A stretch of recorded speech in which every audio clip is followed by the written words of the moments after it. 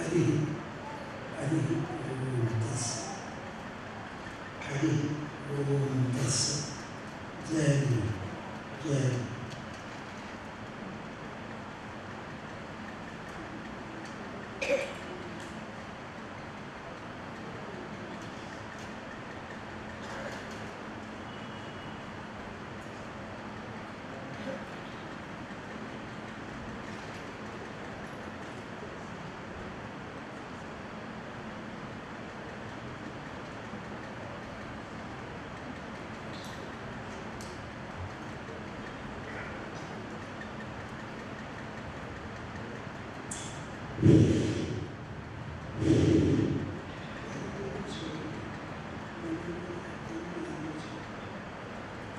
ഹരി ഓം തത്സ ഹരി ഓം തത്സ ജയ ഗുരു ജയ ഗുരു ജയ. യം ശ്രീനിവാസേ ശിവൈതി ബ്രഹ്മേതി വേദാന്തിനോ ബൗദ്ധാ ബുദ്ധ ഇതി പ്രമാണപടവഃ കർത്തേതി നൈയായികാഃ അർഹന്നിത്യഥ ജൈനശാസനരതാഃ കർമ്മേതി മീമാംസകാഃ സോയം വോ വിദധാതു വാഞ്ചിതഫലം ത്രൈലോക്യനാഥോ ഹരിഃ സോയം വോ വിദധാതു വാഞ്ചിതഫലം ത്രൈലോക്യനാഥോ ഹരിഃ.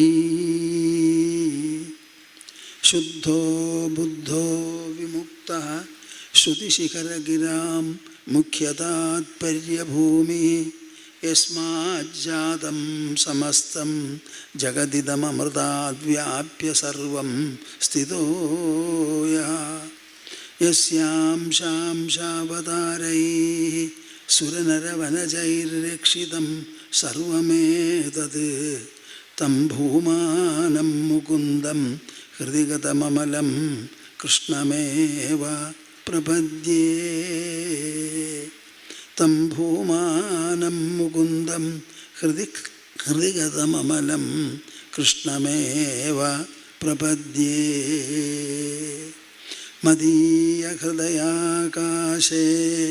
സദാനന്ദമയോ ഗുരുഃ ഉദേതു സതതം സമ്യക് സ്വാത്മാനന്ദ പ്രബോധകഃ. ഹരി ഹരി ഹരി ഓം തത്സ ജയ ഗുരു. നമുക്കൊരു കാര്യം വേണം. അതെന്താ? എല്ലാവരും കൂടിച്ചേർന്ന് 3 തവണ അതിപവിത്രമായിരിക്കുന്ന ആ ഓംകാരം ഒരു തവണ ജപിക്കണം. കൂട്ടായിട്ട് നല്ല ഉച്ചത്തിൽ വേണം എല്ലാവരും ജപിക്കാൻ. അങ്ങനെ കൂട്ടായി ജപിക്കുന്ന സമയത്ത് നിങ്ങളുടെ എല്ലാവരുടെയും മനസ്സിൽ ഒരു സങ്കല്പമുണ്ടാവണം. എന്താണത്? നമ്മുടെ ഈ കൂട്ടശബ്ദം ഈ ഭൂതലത്തിൽ മുഴുവനും വ്യാപിച്ച് അതിൻ്റെ അനുഗ്രഹ വർഷങ്ങൾ എല്ലാ ജീവജാലങ്ങളിലും ചൊരിയണം എന്ന്. ഇത് ഒറ്റയ്ക്കൊറ്റയ്ക്ക് എല്ലാവരും മനസ്സിൽ വിചാരിക്കണം. അപ്പം നിങ്ങളുടെ മനസ്സും അതിനൊപ്പം വിശാലമായി തീരും എന്നതാണ് ഒരു വിശേഷ ഫലം. എല്ലാവരും കൈ കോർത്ത് മടിയിൽ വയ്ക്കും. കഷ്ടപ്പെടാതെ നിവർന്നിരിക്കും. കണ്ണടയ്ക്കും. എന്നിട്ട് വായും മനസ്സും തുറന്ന് എൻ്റെ കൂടെ ജപിക്കുക. എല്ലാവരും ജപിക്കണം. നിങ്ങളുടെ ശബ്ദം കേൾക്കുമ്പോൾ എനിക്കറിയാം എല്ലാവരും ഇതിൽ പങ്കെടുത്തോ ഇല്ലയെന്ന്. സ്വല്പമെങ്കിലും മടിക്കരുത്. നിങ്ങളുടെ പൂർവികന്മാർ ഈ ജപം, നിങ്ങളുടെ ജപം കേൾക്കുമ്പോൾ വളരെയധികം സന്തോഷിക്കും. വരും തലമുറകളോ നിങ്ങൾക്ക് അങ്ങേയറ്റം കൃതജ്ഞതയും സന്തോഷവും രേഖപ്പെടുത്തും. അപ്പോൾ എല്ലാവരും അതിന് തയ്യാറായിക്കോളൂ. ഇതാ ആരംഭിക്കുകയായി. എൻ്റെ തൊണ്ട കുറഞ്ഞു വരികയാണല്ലോ. അപ്പം അതിൻ്റെ പോരാക്കുറവൊക്കെ നിങ്ങളെല്ലാവരും കൂടി നികത്തണം. ഇതാ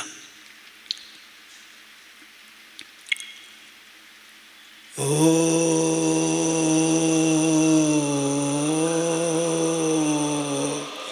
ഓ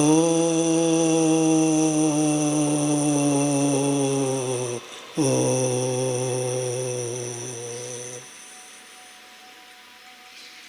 തീരെ നന്നായില്ലല്ലോ. നല്ല സംസ്കാര തൃശ്ശൂരാണ്. തൃശ്ശൂർ എന്ന് പറയുന്നത് കേരളത്തിൻ്റെ സാംസ്കാരിക തലസ്ഥാനം എന്നാണ് പറയണേ. ഞാനിവിടെ ഒരു സംസ്കാരവും കാണുന്നില്ല. എന്താ വല്ല കുരലടപ്പിനുണ്ടോ? ഒക്കെ ഒന്ന് മാറട്ടെ, അസലായിട്ട് ജപിക്കൂ. ഇതാ ഓ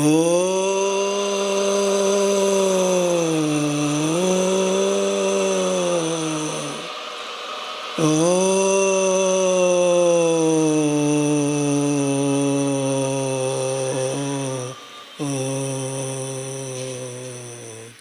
നന്നായില്ലോ. വേണമെങ്കിൽ ചക്ക വേരുമ്പിലും കായ്ക്കും. ഇതാ മൂന്നാമത്തത് ഓ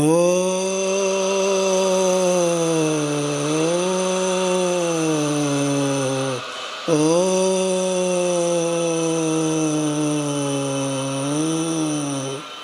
ഓ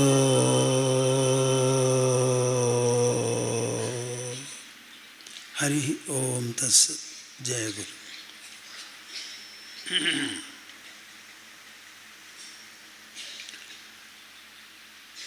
ഭാരത ജനനിയുടെ സത്പുത്രന്മാരെ, സത്പുത്രിമാരെ, ഇവിടെ എല്ലാവരും കൂടിയിരിക്കുന്നത് ഭാഗവത രസിക സ്മൃതി എന്നുള്ള പേരിൽ ദേഹാധിവാസം കൈവിട്ടു പോയ നമ്മുടെ വൈദ്യലിംഗ സംസാരിച്ച് അദ്ദേഹത്തിൻ്റെ ഒരു അനുസ്മരണം എന്നുള്ള നിലയ്ക്ക് ഒരു ശ്രീമദ് ഭാഗവത വിചാരസത്രം നടത്തുക എന്നുള്ളതാണ് ലക്ഷ്യം. വളരെ കേമായിട്ടുള്ള പരിപാടികളൊക്കെയാണ് ഏർപ്പെടുത്തിയിരിക്കുന്നത്. ഇത് കാണാനൊക്കെ വളരെ കൗതുകമുണ്ടെന്ന് മാത്രമല്ല, അങ്ങേയറ്റത്തെ കൃതാർത്ഥതയും ഒരു അനുഗ്രഹം എന്നുള്ളൊരു തോന്നൽ വരെ ഉണ്ടാക്കത്തക്ക വിധത്തിലാണ്. ഇങ്ങനെയുള്ള കാര്യങ്ങളൊക്കെ സംഘടിപ്പിക്കാനായിട്ട് നല്ല മനുഷ്യർക്ക് ആദ്യമായിട്ട് മനസ്സിൽ തോന്നണം. ആ തോന്നുന്നത് പ്രാവർത്തികമാക്കാൻ വേണ്ടി കുറേ ആൾക്കാർ കൂടെ ഒത്തുകൂടണം. അങ്ങനെ എല്ലാം കൂടി ഒരു ദൃഢസങ്കല്പവും പരിശ്രമമൊക്കെ ഉണ്ടെങ്കിലേ ഇങ്ങനെയുള്ള കാര്യങ്ങൾ നടക്കുള്ളൂ. വളരെ നന്നായി എന്നാണ് എനിക്ക് പറയാനുള്ളത്. നമ്മുടെ വൈദ്യലിംഗ ശർമാജി ഉണ്ടല്ലോ, അദ്ദേഹത്തിന് ഞാൻ വളരെ അടുത്ത് നല്ലപോലെ പെരുമാറി എന്നൊന്നും പറയാൻ പറ്റില്ല. പക്ഷേ ഞങ്ങളുടെ നൈമിഷാരണ്യത്തിൽ ശ്രീമദ് ഭാഗവത തത്വസമീക്ഷാസത്രം 10-25 കൊല്ലം മുൻപ് തുടങ്ങിയപ്പോൾ അദ്ദേഹമായിരുന്നു അതിൻ്റെ ഉപദേഷ്ടാവ്, നിർദ്ദേശങ്ങൾ നൽകിക്കൊണ്ടിരുന്ന ആൾ. ഞാൻ മനസ്സിലാക്കിയിടത്തോളം അദ്ദേഹം ധാരാളം പഠിച്ചിട്ടുള്ള ആളാണ്. മലയാളത്തിലും സംസ്കൃതത്തിലും കോളേജിലെ അധ്യാപകനായിരുന്നു. അത് കഴിഞ്ഞതിന് ശേഷം ഞാൻ പറഞ്ഞു കേട്ടത് 43 കൊല്ലം അദ്ദേഹം ശ്രീമദ് ഭാഗവതം എന്ന് പറഞ്ഞാൽ ആ ഭാഗവതവുമായി കൂടിച്ചേർന്ന് ജീവിക്കുകയായിരുന്നു. ഈ ശ്രീമദ് ഭാഗവതം എടുത്ത് വായിക്കാൻ തുടങ്ങിയാൽ വേണ്ടത് എന്താ? ബാക്കിയുള്ളതൊക്കെ വിടണം. ശ്രീമദ് ഭാഗവതം മാത്രമാവണം. അതിന് ധാരാളം വകയുണ്ട്. അതിൽ 18,000 ശ്ലോകങ്ങളാണ്, 10-12 സ്കന്ധങ്ങളാണ്. അതിൽ പറയാത്ത കാര്യങ്ങളൊന്നും ഇല്ല എന്ന് തന്നെ പറയാം. അത്ര വിശേഷപ്പെട്ട ഒരു ഗ്രന്ഥമാണ്. തൻ്റെ അധ്യാപകം വൃത്തി ഒരു തൊഴിൽ എന്നുള്ള നിലയ്ക്ക് അതിൽ നിന്ന് റിട്ടയർ ചെയ്യുക അടുത്തൂൺ പറ്റിയതിന് ശേഷം അദ്ദേഹത്തിന് തോന്നിയത് ഇനിയുള്ള കാലം ശ്രീമദ് ഭാഗവതം ജനങ്ങളുടെ ഇടയിൽ പ്രചരിപ്പിക്കാനും അവർക്കതിൽ താല്പര്യമുണ്ടാക്കാനും വേണ്ടി നമ്മുടെ ജീവിതം സമർപ്പിക്കാം എന്നായിരിക്കണം. ഞാൻ ഇങ്ങോട്ട് വരുന്നതിന് മുമ്പ് കൂട്ടിക്കൊണ്ടുവരാൻ വന്ന ആളായിട്ട് സംസാരിച്ചതിൻ്റെ ഇടയിൽ അദ്ദേഹം പറഞ്ഞു, ഇന്ന് ശ്രീമദ് ഭാഗവതം തത്വപ്രവചനമായിട്ടോ പ്രസംഗമായിട്ടോ ഒക്കെ നടത്തുന്ന പലരും അദ്ദേഹം വളർത്തിക്കൊണ്ടുവന്നവരാണെന്ന് പറയേണ്ടായി. അപ്പോൾ അതൊരു വലിയ ദൗത്യമാണത്. വെറും സേവനം എന്ന് പറഞ്ഞാൽ പോരാ. അങ്ങനെ ഒരാൾ ഏതാണ്ട് 100 വയസ്സ് എത്താറാവുമ്പോഴേക്കും ശരീരം വിട്ടുപോയി അദ്ദേഹത്തിൻ്റെ 100ാം ജന്മദിനം ജീവിച്ചിരുന്നെങ്കിൽ എങ്ങനെയായിരിക്കുമോ അതേമാതിരി നമുക്കിപ്പോൾ കൊണ്ടാടാം എന്ന് പറഞ്ഞ് പുറപ്പെട്ടുല്ലോ. സാധാരണ ഇങ്ങനെയുള്ള ചടങ്ങുകളൊക്കെ മരിച്ചു പോയവർക്ക് ശ്രാദ്ധം ഊട്ടുക എന്നൊരു സമ്പ്രദായം നമുക്കറിയൂ. വാസ്തവത്തിൽ ഈ ശ്രാദ്ധം വേണ്ടതാണോ എന്നൊക്കെയുള്ള ചോദ്യം വലിയ ചോദ്യമാണ്. ആരാ ഈ മരിച്ചത്? മരണം എന്നൊന്ന് വാസ്തവത്തിലുണ്ടോ? ഇവിടെ എല്ലാവരും നിങ്ങൾ വന്നിരിക്കുന്നു. ഞാനൊരു ചോദ്യം ചോദിക്കട്ടെ. നിങ്ങൾക്ക് ആർക്കെങ്കിലും നിങ്ങളുടെ ജീവിതം, ജന്മം, ജനിച്ചു എന്ന് പറയുന്നത് അനുഭവസിദ്ധമാണോ? ഒരാളെങ്കിലും കൈ പൊക്കി ഞാൻ ജനിച്ചത് എനിക്കറിയാം, സ്വാനുഭവമാണെന്ന് പറയാൻ ഇവിടെ ഒന്ന് കാണട്ടെ ഞാൻ. അതുപോലെ ആരെങ്കിലും മരിച്ചാൽ ഞാൻ മരിച്ചു എന്ന് പറയുന്ന ആരെങ്കിലും ഉണ്ടോ? ഇതുവരെ കണ്ടിട്ടുണ്ടോ നിങ്ങൾ? ആ ആൾ മരിച്ചു എന്ന് ഡോക്ടറോ ബാക്കിയുള്ളവരോ തൊട്ട് നോക്കിയിട്ട് പറയുക. വാസ്തവത്തിൽ നമ്മുടെ കയ്യിലുള്ളത് ഈ ജീവിതമാണ്. അതിൻ്റെ ജന്മമോ മരണമോ നമുക്ക് സ്വാനുഭവമല്ല. അതിൻ്റെ ഒട്ടും ആവശ്യമില്ല. 1.5 വയസ്സാകുമ്പോൾ അമ്മ അടുത്ത് വന്നിട്ട് പറയണു, മോനെ അല്ലെങ്കിൽ മോളെ, നീ എൻ്റെ കുട്ടിയാണ്, ഞാൻ നിൻ്റെ അമ്മയാണ്, ഇതെൻ്റെ അച്ഛനാണെന്ന് പറയുമ്പോൾ അത് അറിയണത് നമ്മൾ സ്വീകരിക്കുക മാത്രമേ ഉള്ളൂ. അപ്പോൾ വാസ്തവത്തിൽ 100ാം ജന്മദിനം എന്ന് പറയുമ്പോൾ ജന്മദിനം തന്നെയാണ് അത്. ശരീരം അതിൻ്റെ ഇടയിൽ പോയി. അത് പോയതുകൊണ്ട് തന്നെ ആൾ ജീവിച്ചിരുന്നെങ്കിൽ 100 വയസ്സ് കഴിഞ്ഞിട്ടുണ്ടാവുമല്ലോ. അപ്പോൾ ഇങ്ങനെ ഒരു നല്ല കാര്യം ഈ നടത്തുന്നത് ഇപ്പോൾ എന്തിനു വേണ്ടിയിട്ടാണ്? അത് സമൂഹത്തിൻ്റെയും സമാജത്തിൻ്റെയും നന്മയ്ക്ക് വേണ്ടിയിട്ടാണ് നടത്തുന്നത്. ആ നന്മ ഉണ്ടോ എന്ന് നോക്കിയാൽ അതാണ് ഏറ്റവും നല്ലത്. എല്ലാവരും ശരീരം വിട്ടു പോകുമ്പോൾ ഇങ്ങനെ സമൂഹത്തിൻ്റെ നന്മയ്ക്ക് വേണ്ടിയിട്ടുള്ള കാര്യങ്ങളാണ് നമുക്ക് ചെയ്യാൻ തോന്നുന്നത്, മറ്റുള്ള കർമ്മവിശേഷങ്ങളെക്കാൾ കൂടുതൽ. അതവിടെ ഇരിക്കട്ടെ. ഇവിടെ ഇപ്പോൾ ഭാഗവതം നിത്യജീവിതത്തിൽ എന്ന ശീർഷകത്തിൽ പറയണം എന്നാണ് എന്നോട് പറഞ്ഞത്. ഈ ഭാഗവതം, ശ്രീമദ് ഭാഗവതം എന്ന് എപ്പോഴും എഴുതണം. എന്താ, ഭാഗവതം 2 ഉണ്ടല്ലോ. അതിൽ എല്ലാവരും ഭാഗവതം എന്ന് പറഞ്ഞാൽ ദേവീ ഭാഗവതം എന്നാണ് ധരിക്കുക. അതിനാണ് ഒരു പക്ഷേ പഴക്കം കൂടുതൽ. ശ്രീമദ് ഭാഗവതം തെക്കേ ഇന്ത്യയിൽ എഴുതിയത് ഏതാണ്ട് 6ാം നൂറ്റാണ്ടിലാണ്. നമുക്ക് ഏറ്റവും നമ്മൾക്ക് അടുത്ത് നിൽക്കുന്ന വിശേഷപ്പെട്ട ഒരു ശാസ്ത്രരചന ശ്രീമദ് ഭാഗവതമാണ് എന്ന് പറയാം. ഈ ശ്രീമദ് ഭാഗവതത്തിൻ്റെ സ്ഥാനവും പേരും ശരിക്കും എന്താ എന്ന് ചോദിച്ചാൽ, ഇത് ഒരു പാരമഹംസ്യ സംഹിതയാണത്. സാധാരണ പുരാണം എന്ന് പറഞ്ഞ് അങ്ങോട്ട് വിട്ടാൽ അത് ശരിയാവില്ല. ഇതിലെഴുതിയിട്ടുള്ളത് മുഴുവനും ഒരു പരമഹംസനാണ്. മനുഷ്യൻ്റെ ജീവനെയാണ് ഹംസം എന്ന വാക്കുകൊണ്ട് സൂചിപ്പിക്കുന്നത്. ആ ഹംസത്വത്തിൽ നമുക്ക് വേണ്ടതുപോലെ വിവേകവും വൈരാഗ്യവും ഭക്തിയുമൊക്കെ ഉണ്ടായി നമ്മുടെ മനസ്സിനും ബുദ്ധിക്കും വേണ്ടത്ര വളർച്ചയും വികാസവും ഉന്നമനവും ഔന്നത്യവും ഉത്കർഷവുമെല്ലാം വന്നു എന്നിരിക്കട്ടെ. ആ ഹംസപദം വിട്ട് നമുക്ക് പരമമായിരിക്കുന്ന ഒരു പരമഹംസ പദത്തിലേക്ക് എത്തിച്ചേരാൻ സാധിക്കും. അങ്ങനെ എത്തിച്ചേർന്ന ആളാണ് വ്യാസദേവൻ. അത് പരീക്ഷത്തിന് പറഞ്ഞു കൊടുത്ത ശുഗമഹർഷിയാണെങ്കിൽ ഞാൻ പറയും പരമഹംസൻ സ്ക്വയേർഡാണെന്ന്. അവർ 2 ആൾ മൂലമാണ് നമുക്ക് ഈ മഹത്തായ ഗ്രന്ഥം നമ്മുടെ മുൻപിൽ ഇന്ന് വന്നിരിക്കുന്നത്. ഈ ഭാഗവതം നിത്യജീവിതത്തിൽ നിങ്ങൾക്ക് പകർത്താൻ ഉദ്ദേശിക്കണം എന്നുണ്ടെങ്കിൽ നിങ്ങളുടെ ഇപ്പോഴത്തെ ധാരണയൊക്കെ ഒന്ന് പൊളിച്ചെഴുതേണ്ടി വരും. എന്താണ് ധാരണ? ശ്രീമദ് ഭാഗവതം ഈശ്വരനെ പറ്റിയും മനുഷ്യജീവനെ പറ്റിയും ഈ ലോകത്തിൻ്റെ സങ്കീർണമായ വശങ്ങളെക്കുറിച്ചുമെല്ലാം ഉദ്ബോധിപ്പിക്കുന്നതാണ്. അതിൽ അടി തൊട്ട് മുടിമുറെ വാക്കുകളാണ്. വാക്കുകളെല്ലാം ആശയങ്ങളാണ്. ആശയങ്ങൾ മനസ്സിലും ബുദ്ധിയിലും രൂപപ്പെടുന്നതാണ്. അത് നാവിലൂടെ നാം പ്രകടമാക്കുന്നു. അപ്പോൾ ശ്രീമദ് ഭാഗവതം അടിമുടി എന്താ? ആശയമാണതിൽ എന്ന് പറഞ്ഞാൽ അറിവാണ്. ആ അറിവ് നമുക്ക് പിന്തുടരണം എന്നുണ്ടെങ്കിൽ അത് മനസ്സും ബുദ്ധിയും മാത്രം ഉപയോഗിച്ച് പിന്തുടരേണ്ടതാണ്. പരീക്ഷിച്ച് ശ്രീമദ് ഭാഗവതം കേട്ടേ ഉള്ളൂ. നിങ്ങൾ ശ്രദ്ധിക്കുന്നുണ്ടോ? അവിടെ ഇരുന്ന് കേട്ടേ ഉള്ളൂ. എന്തായാലും താൻ 7ാം ദിവസം തക്ഷകൻ വന്ന് കടിച്ച് പോകും എന്ന് അദ്ദേഹത്തിന് മനസ്സിലായപ്പോൾ ആ തക്ഷകൻ വന്ന് കടിക്കുന്നതിന് മുൻപ് തന്നെ ആ കടി ഏൽക്കാത്ത തരത്തിലുള്ള ഒരു നില കൈവരിക്കാൻ എന്തെങ്കിലും വഴിയുണ്ടോ? ആസന്ന മരണം എന്താണ് വേണ്ടത് എന്ന് ശുകമഹർഷിയോട് ചോദിച്ചപ്പോൾ ശുകമഹർഷി മറുപടി പറഞ്ഞു. ആദ്യം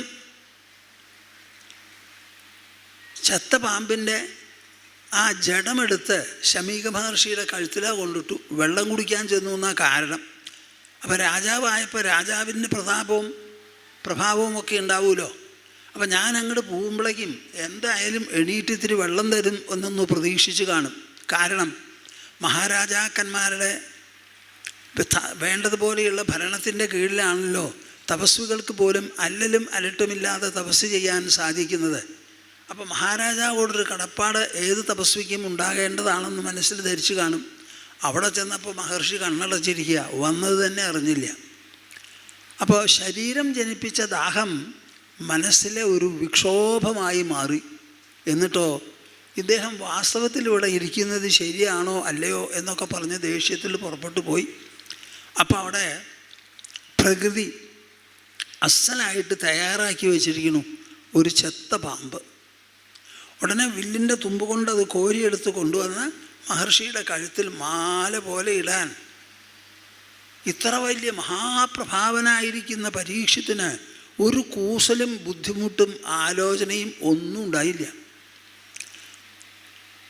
അവിടെ ആ പാമ്പിനെ ഒരുക്കി കൊടുത്ത പ്രകൃതിയെപ്പറ്റി നിങ്ങളൊന്ന് ആലോചിച്ച് നോക്കണം. എല്ലാറ്റിൻ്റെയും പിന്നിലെ ഈശ്വരഹസ്തങ്ങളാണല്ലോ. അത് കഴിഞ്ഞ് ഈ ശമീക മഹർഷിയുടെ മകൻ അവിടെ കളിച്ചുകൊണ്ടിരിക്കുക. അവൻ്റെ കാതിൽ ഈ വർത്തമാനം കേട്ടപ്പോൾ അവന് പെട്ടെന്ന് നല്ലൊരു ക്ഷോഭം വന്നു. പരീക്ഷിത്ത് മഹാരാജാവിന് ക്ഷോഭമുണ്ടായി എന്നുണ്ടെങ്കിൽ ആ കൊച്ചുമകനെ എത്രത്തോളം അധികമായിക്കൂടാ.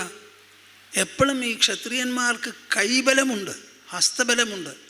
അവരുടെ ഹസ്തബലമോ മേലെ, അതോ തപസ്വികളുടെ മനോബലമോ മേലെ എന്ന് ഞാൻ കാണിച്ചു കൊടുക്കാം എന്ന് പറഞ്ഞ് താഴത്തേക്ക് ഇറങ്ങി അരുവിയിൽ നിന്ന് കുറച്ച് വെള്ളമെടുത്ത് കയ്യിലെടുത്ത് ആരായാലും 7-ാം ദിവസം ജീവനുള്ള സർപ്പം വന്ന് കടിച്ച് മരിക്കട്ടെ എന്ന് പറഞ്ഞൊരു ശാപം കൊടുത്തു. അപ്പം ആദ്യം പരീക്ഷണത്തിന് പറ്റിയ അബദ്ധമുണ്ടല്ലോ.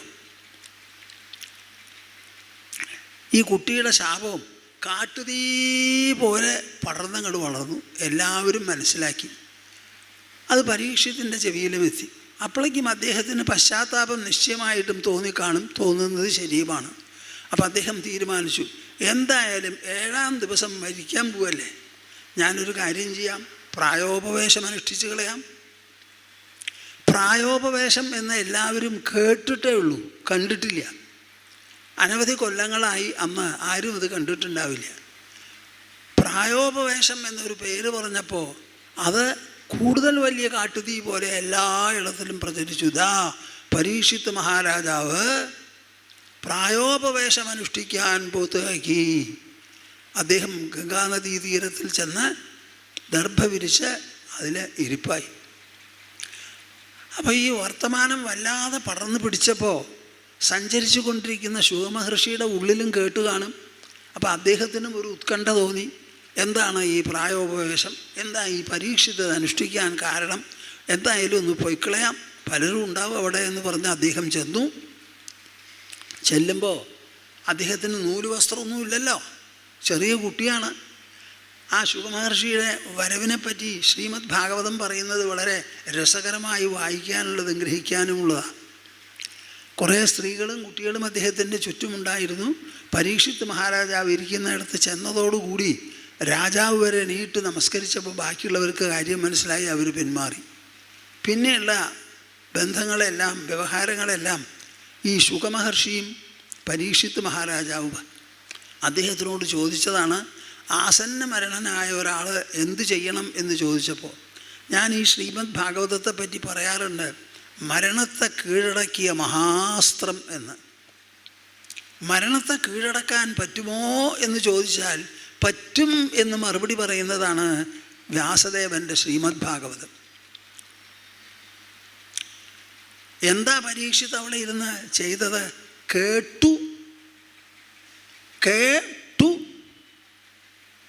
കേട്ടത് ഗ്രഹിച്ചു, ഗ്രഹിച്ചതിനെക്കുറിച്ച് ആലോചിച്ചു, ആലോചിച്ചത് ഉൾക്കൊണ്ടതിനെ സാക്ഷാത്കരിച്ചു. അതൊരു ഉൾധനമായി തീർന്നു. വേറെ ഒന്നും അദ്ദേഹം ചെയ്തിട്ടില്ല. മലമൂത്ര വിസർജനത്തിന് പോലും പോകേണ്ട ആവശ്യമില്ല. അപ്പം അവിടെ ഇരിപ്പായി. 6.5 ദിവസമായി. 6.5 ദിവസമായപ്പോൾ തക്ഷകൻ വരേണ്ട സമയമായി. അതിനുള്ളിൽ ശുകമഹർഷിയുടെ പറച്ചിലും ഏതാണ്ട് മുഴുവനായി. അദ്ദേഹം ശുകമഹർഷിയെ വളരെയധികം കൃതജ്ഞതയോടുകൂടി അദ്ദേഹത്തിന് പറയാനുള്ളത് പറഞ്ഞ് നമസ്കരിച്ചു. ഞാനിതാ മഹർഷിയെ എല്ലാറ്റിൽ നിന്നും പിൻവലിയാൻ പോവാണ്. ഞാൻ ഇന്ദ്രിയങ്ങളെ ഇതാ പ്രപഞ്ച വിഷയങ്ങളിൽ നിന്ന് പിൻവലിക്കുന്നു. മനസ്സിനെ ഇന്ദ്രിയങ്ങളിൽ നിന്ന് പിൻവലിക്കുന്നു. ബുദ്ധിയെ മനസ്സിൽ നിന്ന് പിൻവലിക്കുന്നു. എന്നിട്ട് എൻ്റെ അന്തരാത്മാവിൻ്റെ അടിത്തട്ടിൽ വിലയം കൊള്ളാൻ പോവുകയാണെന്നും പറഞ്ഞ് കണ്ണടച്ചങ്ങടാ പോയി. അതിന് ശേഷമാണ് തക്ഷകൻ വന്നതും കടിച്ചത്. ആ സമയത്ത് പരീക്ഷിത്ത് അവിടെ ഇല്ല. ആ കടി അനുഭവിക്കാനോ ആ കടിത്തീയിൽ നിന്നുണ്ടായ തീയിൽ ശരീരം ദഹിച്ചു വെണ്ണീറായതോ കാണാനോ കേൾക്കാനോ ഒന്നും പരീക്ഷിത്ത് അവിടെ ഉണ്ടായിരുന്നില്ല. ബാക്കിയുള്ളവർ പറഞ്ഞ് മനസ്സിലാക്കി തരുന്നതാണ്. അതാണ് ഞാൻ പറയുന്നത്, ഈ ശ്രീമദ് ഭാഗവതം മരണത്തെ കീഴടക്കുന്ന മഹാസ്ത്രമാണ് എന്നാണ് പറയുന്നത്. അത്ര വിശേഷപ്പെട്ടതാണ്. ഇതിൻ്റെ വിശേഷം എന്താന്ന് പറഞ്ഞാൽ 18,000 ശ്ലോകങ്ങളുണ്ടെന്ന് വയ്ക്കുക.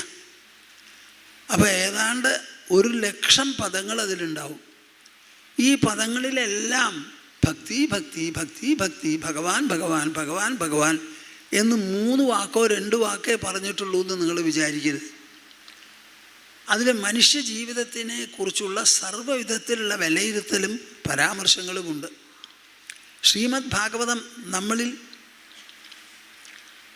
പ്രചോദിപ്പിച്ച് നമ്മളീ ഉള്ളിലേക്ക് കയറ്റി വിടുന്നത് ഭക്തിർ വിരക്തിർ ഭഗവത് പ്രബോധ എന്നാണ്. ഒരു ഭാഗത്ത് ഈശ്വരനോട് ഭക്തി, ഒപ്പത്തിനൊപ്പം ക്ഷണികങ്ങളായിരിക്കുന്ന ലോകവസ്തുക്കളോട് വിരക്തി. ഇത് രണ്ടും മനസ്സിന് വേണ്ടതുപോലെ അലങ്കരിച്ചു ധന്യമാക്കി എന്നുണ്ടെങ്കിൽ ഉടനെ നമുക്ക് ഉണ്ടാവുന്നതാണ് ഭഗവത് സാക്ഷാത്കാരം. ഇങ്ങനെ 3 എണ്ണമാണ് നമുക്ക് ഉണ്ടാവുക. അതെങ്ങനെ ഉണ്ടാവുമെന്ന് ശ്രീമദ് ഭാഗവതം തന്നെ പറയണം. തുഷ്ടി പുഷ്ടി ക്ഷുതപായോനുഘാസം. വിശക്കുന്നവൻ ഊണ് കഴിക്കുന്ന സമയത്ത് ഓരോ ഉരുള കഴിക്കും തോറും ഏതാണ്ടൊന്ന് ചവച്ച് കഴിക്കുകയാണെങ്കിൽ തുഷ്ടി, അതിൻ്റെ രസം നല്ല പോലെ അനുഭവിക്കാം. ശരീരത്തിന് പോഷണവുമാവും. ദഹനം തുടങ്ങുന്നത് വായിൽ നിന്നാണ്, നാവിൽ നിന്നാണ്, പല്ലിൽ നിന്നാണ്, കുടലിൽ നിന്നാണ്, വയറ്റിൽ നിന്നാണെന്ന് വിചാരിക്കരുത്. അപ്പോൾ ഒരു ഭാഗത്ത് തുഷ്ടി മനസ്സിന്, പുഷ്ടി ശരീരത്തിന്, ക്ഷുതപായോനുഘാസം വിശപ്പ് മാറലും. ഇത് 3ഉം ഒരേ സമയം ഏകകാല.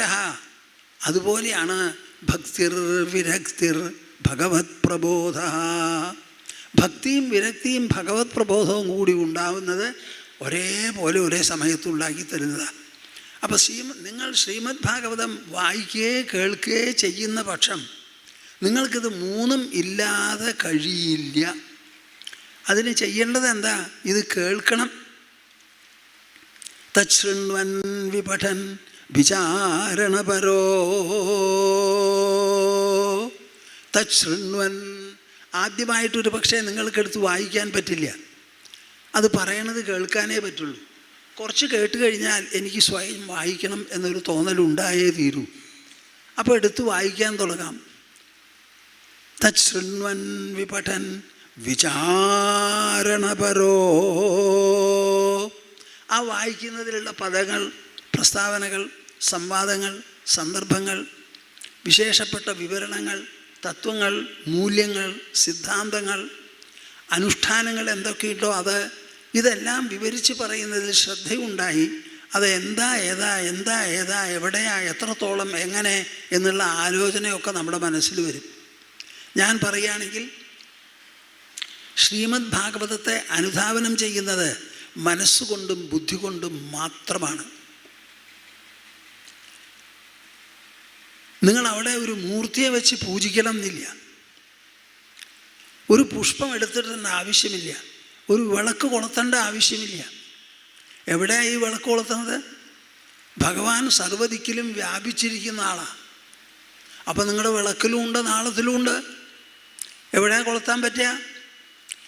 നമുക്ക് അടുത്ത് സാക്ഷാത്കരിക്കാനുള്ള ഒരിടം ശരീരത്തിൻ്റെ ഉള്ളിലാണ്. അങ്ങനെ ഇരിക്കുന്ന ഒരു ഈശ്വര ചൈതന്യത്തിന് നാം എന്ത് ചെയ്യാൻ പറ്റും? ആ ചൈതന്യത്തെ സമീപിക്കാനുള്ള വഴി മനസ്സിലുള്ള മനനവും ബുദ്ധിയിലുള്ള വിചാരവും ആലോചനയുമാണ്. It's an absolutely mental intellectual pursuit, അല്ലാതെ വേറെ ഒന്നുമില്ല. അതാണ് പരീക്ഷത്തിന് സംഭവിച്ചത്. അതിൻ്റെ ഫലം നിങ്ങളിപ്പോൾ ഞാൻ പറഞ്ഞത് കേട്ടു.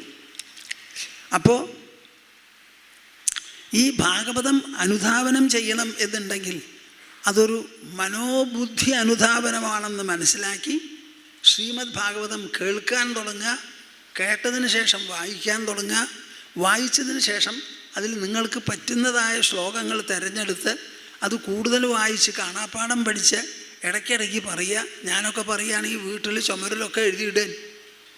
അടുക്കളയിൽ പോയാലും കാണണം, ഡ്രോയിങ് റൂമിൽ പോയാലും കാണണം, ബാത്റൂമിൽ വയ്ക്കണം എന്നില്ല. ബാക്കിയുള്ള സ്ഥലത്തൊക്കെ നിങ്ങൾക്ക് എഴുതി ഒട്ടിക്കാം. അത് മാറി മാറി മാറി മാറി ഒട്ടിച്ച് പഠിക്കൂ. ഈ ശ്രീമദ് ഭാഗവതം എന്താ ഏതാ എന്ന് ചോദിച്ചാൽ അതിന് മറുപടി ആദ്യത്തെ ശ്ലോകമാണ്. എന്താ ആദ്യത്തെ ശ്ലോകത്തിൽ പറയുന്നത്? ജന്മാദ്യസ്യ യതോന്വയാദിതരതഃ ചാർത്ഥേഷ്വഭിജ്ഞസ്വരാട്. കേൾക്കുന്നുണ്ടോ നിങ്ങൾ? ജന്മ ആദി അസ്യ. ഇതെവിടുന്നാണ് എടുത്തത്? ബ്രഹ്മസൂത്രത്തിൽ നിന്ന് എടുത്തതാ. നാം ഈ ജീവിക്കുന്ന ലോകമുണ്ടല്ലോ, ഈ പ്രപഞ്ചം, ഈ വിശ്വകോശം, ഇതിൻ്റെ ജന്മം എവിടുന്നാ? ഇന്നേ വരെ ശാസ്ത്രജ്ഞന്മാർക്ക് കണ്ടുപിടിക്കാൻ പറ്റിയിട്ടില്ല, വിഷയശാസ്ത്രജ്ഞന്മാർക്ക്. എന്നാൽ ശ്രീമദ് ഭാഗവതം പറയുന്നു, ഞങ്ങൾ ചർച്ച ചെയ്യുന്നത് ഈ വസ്തുതയാണെന്ന്. നാം നിലനിൽക്കുന്നത്, നമ്മൾ ഉൾപ്പെടെയുള്ള ഈ പ്രപഞ്ചത്തിൻ്റെ ഉദ്ഭവം എവിടുന്ന്, നിലനിൽപ്പ് എവിടെ, അതിൻ്റെ പര്യവസാനം എവിടെ, ഇത് മൂന്നിനെയും കുറിച്ചാണ് ഇവിടെ പ്രതിപാദിക്കുന്നതെന്ന് വളരെ വ്യക്തമാണല്ലോ. ജന്മാദ്യസ്യ യതോന്വയാദിതരതഃ ചാർത്ഥേഷ്വഭിജ്ഞസ്വരാട്. അവസാനം അവർ പറയണത് എന്താ? തേജോ വാരിമൃതാം യഥാ വിനിമയോ യത്ര ത്രിസർഗോ മൃഷാ. കേൾക്കണുണ്ടോ നിങ്ങൾ? ഇല്ല എന്നാണ് എനിക്ക് തോന്നണേ. കേൾക്കണില്ല. ഈ ത്രിഗുണമയമായ ഈ സൃഷ്ടിയുണ്ടല്ലോ, നിങ്ങൾ ജീവിക്കുന്ന ഈ പ്രപഞ്ചം, ഇത് വാസ്തവത്തിൽ ഉണ്ടെന്ന് സ്വപ്നത്തിലും പോലും നിങ്ങൾ വിചാരിക്കേണ്ട. ത്രിസർഗോ മൃഷാ. ഇത് വെറും നുണയാണ്, മിഥ്യയാണ്. ഇതിന് പ്രാതിഭാസികത്വം മാത്രമേ ഉള്ളൂ, പാരമാർത്ഥികത്വമില്ല. അപ്പോൾ ചിലർ പറയും അവിടെ ഒരു അവഗ്രഹം ഇട്ടിട്ട് അമൃഷാന്നാണെന്ന്. അങ്ങനെ ഒന്നും വളച്ചൊടിക്കണ്ട.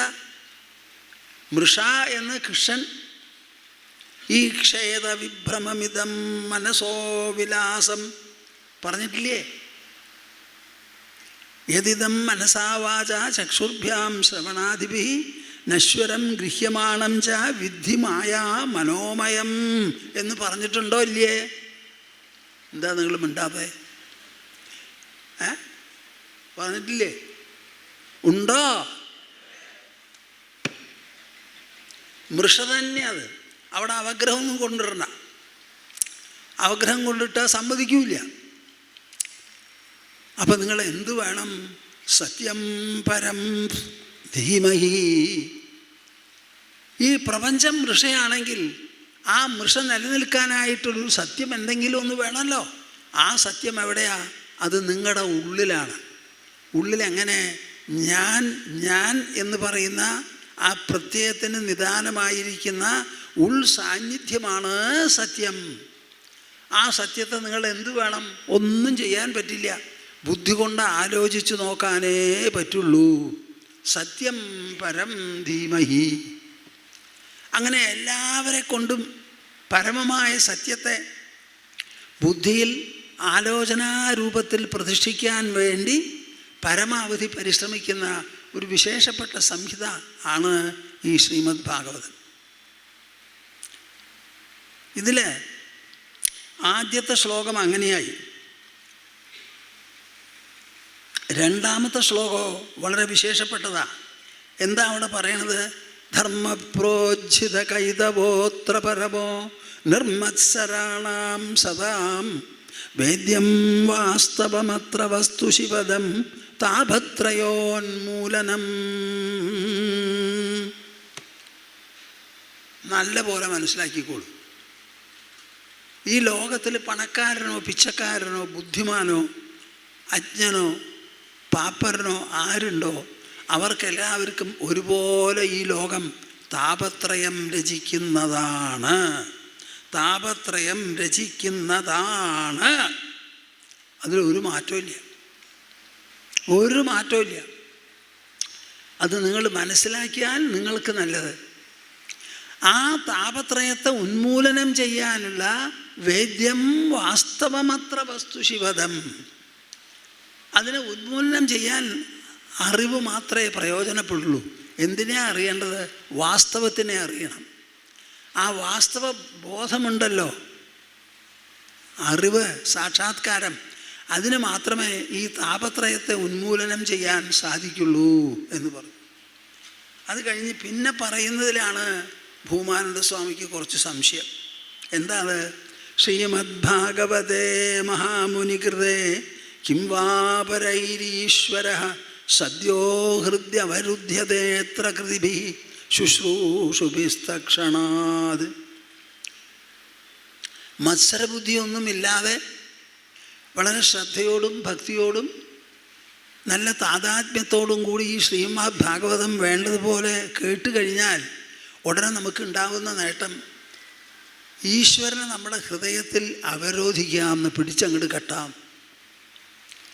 ഈ ശ്രീമദ് ഭാഗവതം ഭഗവാനെ ഹൃദയത്തിൽ പ്രതിഷ്ഠിപ്പിക്കുന്നതാണ്. ശ്രീമദ് ഭാഗവതം വായിച്ചു കൊണ്ടിരിക്കുന്നവർ ഹൃദയത്തിൽ ഭഗവാനെ പ്രതിഷ്ഠിക്കാൻ സാധിച്ചില്ല എന്ന് പറയുന്ന പക്ഷം എനിക്ക് വലിയ വിഷമമാണ്. അതുമാത്രമാണ് ഭാഗവതത്തിൻ്റെ ഉദ്ദേശം. അത് ചെയ്യണമുണ്ട്, ചെയ്യിക്കണമുണ്ട്, എല്ലാവർക്കും ആകാം. അതല്ലേ പരീക്ഷത്തിന് സംഭവിച്ചത്.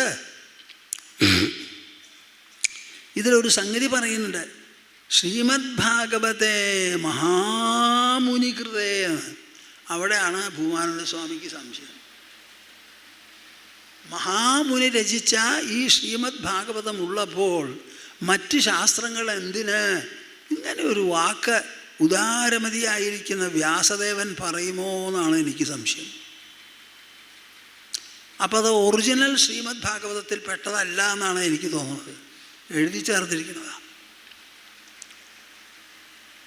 ഈ ശാസ്ത്രമുള്ളപ്പോൾ മറ്റുള്ള ശാസ്ത്രം എന്തിന് എന്ന് ഒരു ഗ്രന്ഥകാരൻ ചോദിക്കുക എന്ന് പറഞ്ഞാൽ അതിന് എനിക്ക് തോന്നണില്ല അതൊരു പക്വമതിയുടെ ചിന്തയാണെന്ന്. അപ്പോൾ ഈ ശ്ലോകം വേദവ്യാസൻ എഴുതിയതാണെന്ന് എനിക്ക് തോന്നണില്ല. അടുത്ത ശ്ലോകോ നിഗമകൽപ്പതരോർഗളിതം ഫലം ശുഖമുഖാദഭൃതദ്രവ സംയുതം. അതെങ്ങനെയാണ് വ്യാസദേവൻ എഴുതുക?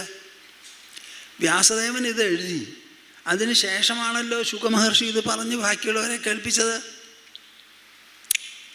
അപ്പോൾ ശുഖമഹർഷിയുടെ മുഖത്തിൽ നിന്ന് വന്ന അമൃതാണ് എന്ന് വ്യാസദേവൻ പറയേണ്ട ആവശ്യം എന്താ? അപ്പോൾ ഈ രണ്ട് ശ്ലോകവും എൻ്റെ അഭിപ്രായത്തിൽ ശ്രീമദ് ഭാഗവതം ഒറിജിനലായിട്ട് എഴുതിയ സമയത്ത് വ്യാസരചനയിൽപ്പെട്ടതല്ല. എന്തിന് പറഞ്ഞു എന്ന് വെച്ചാൽ പറഞ്ഞു എന്ന് മാത്രം. ഇതൊരു വിചാരസത്രമാണല്ലോ, എല്ലാവർക്കും ആലോചിക്കാം. നമുക്ക് ഈ ഭഗവാനെക്കുറിച്ച് എന്ത് വേണമെങ്കിൽ പറയാലോ.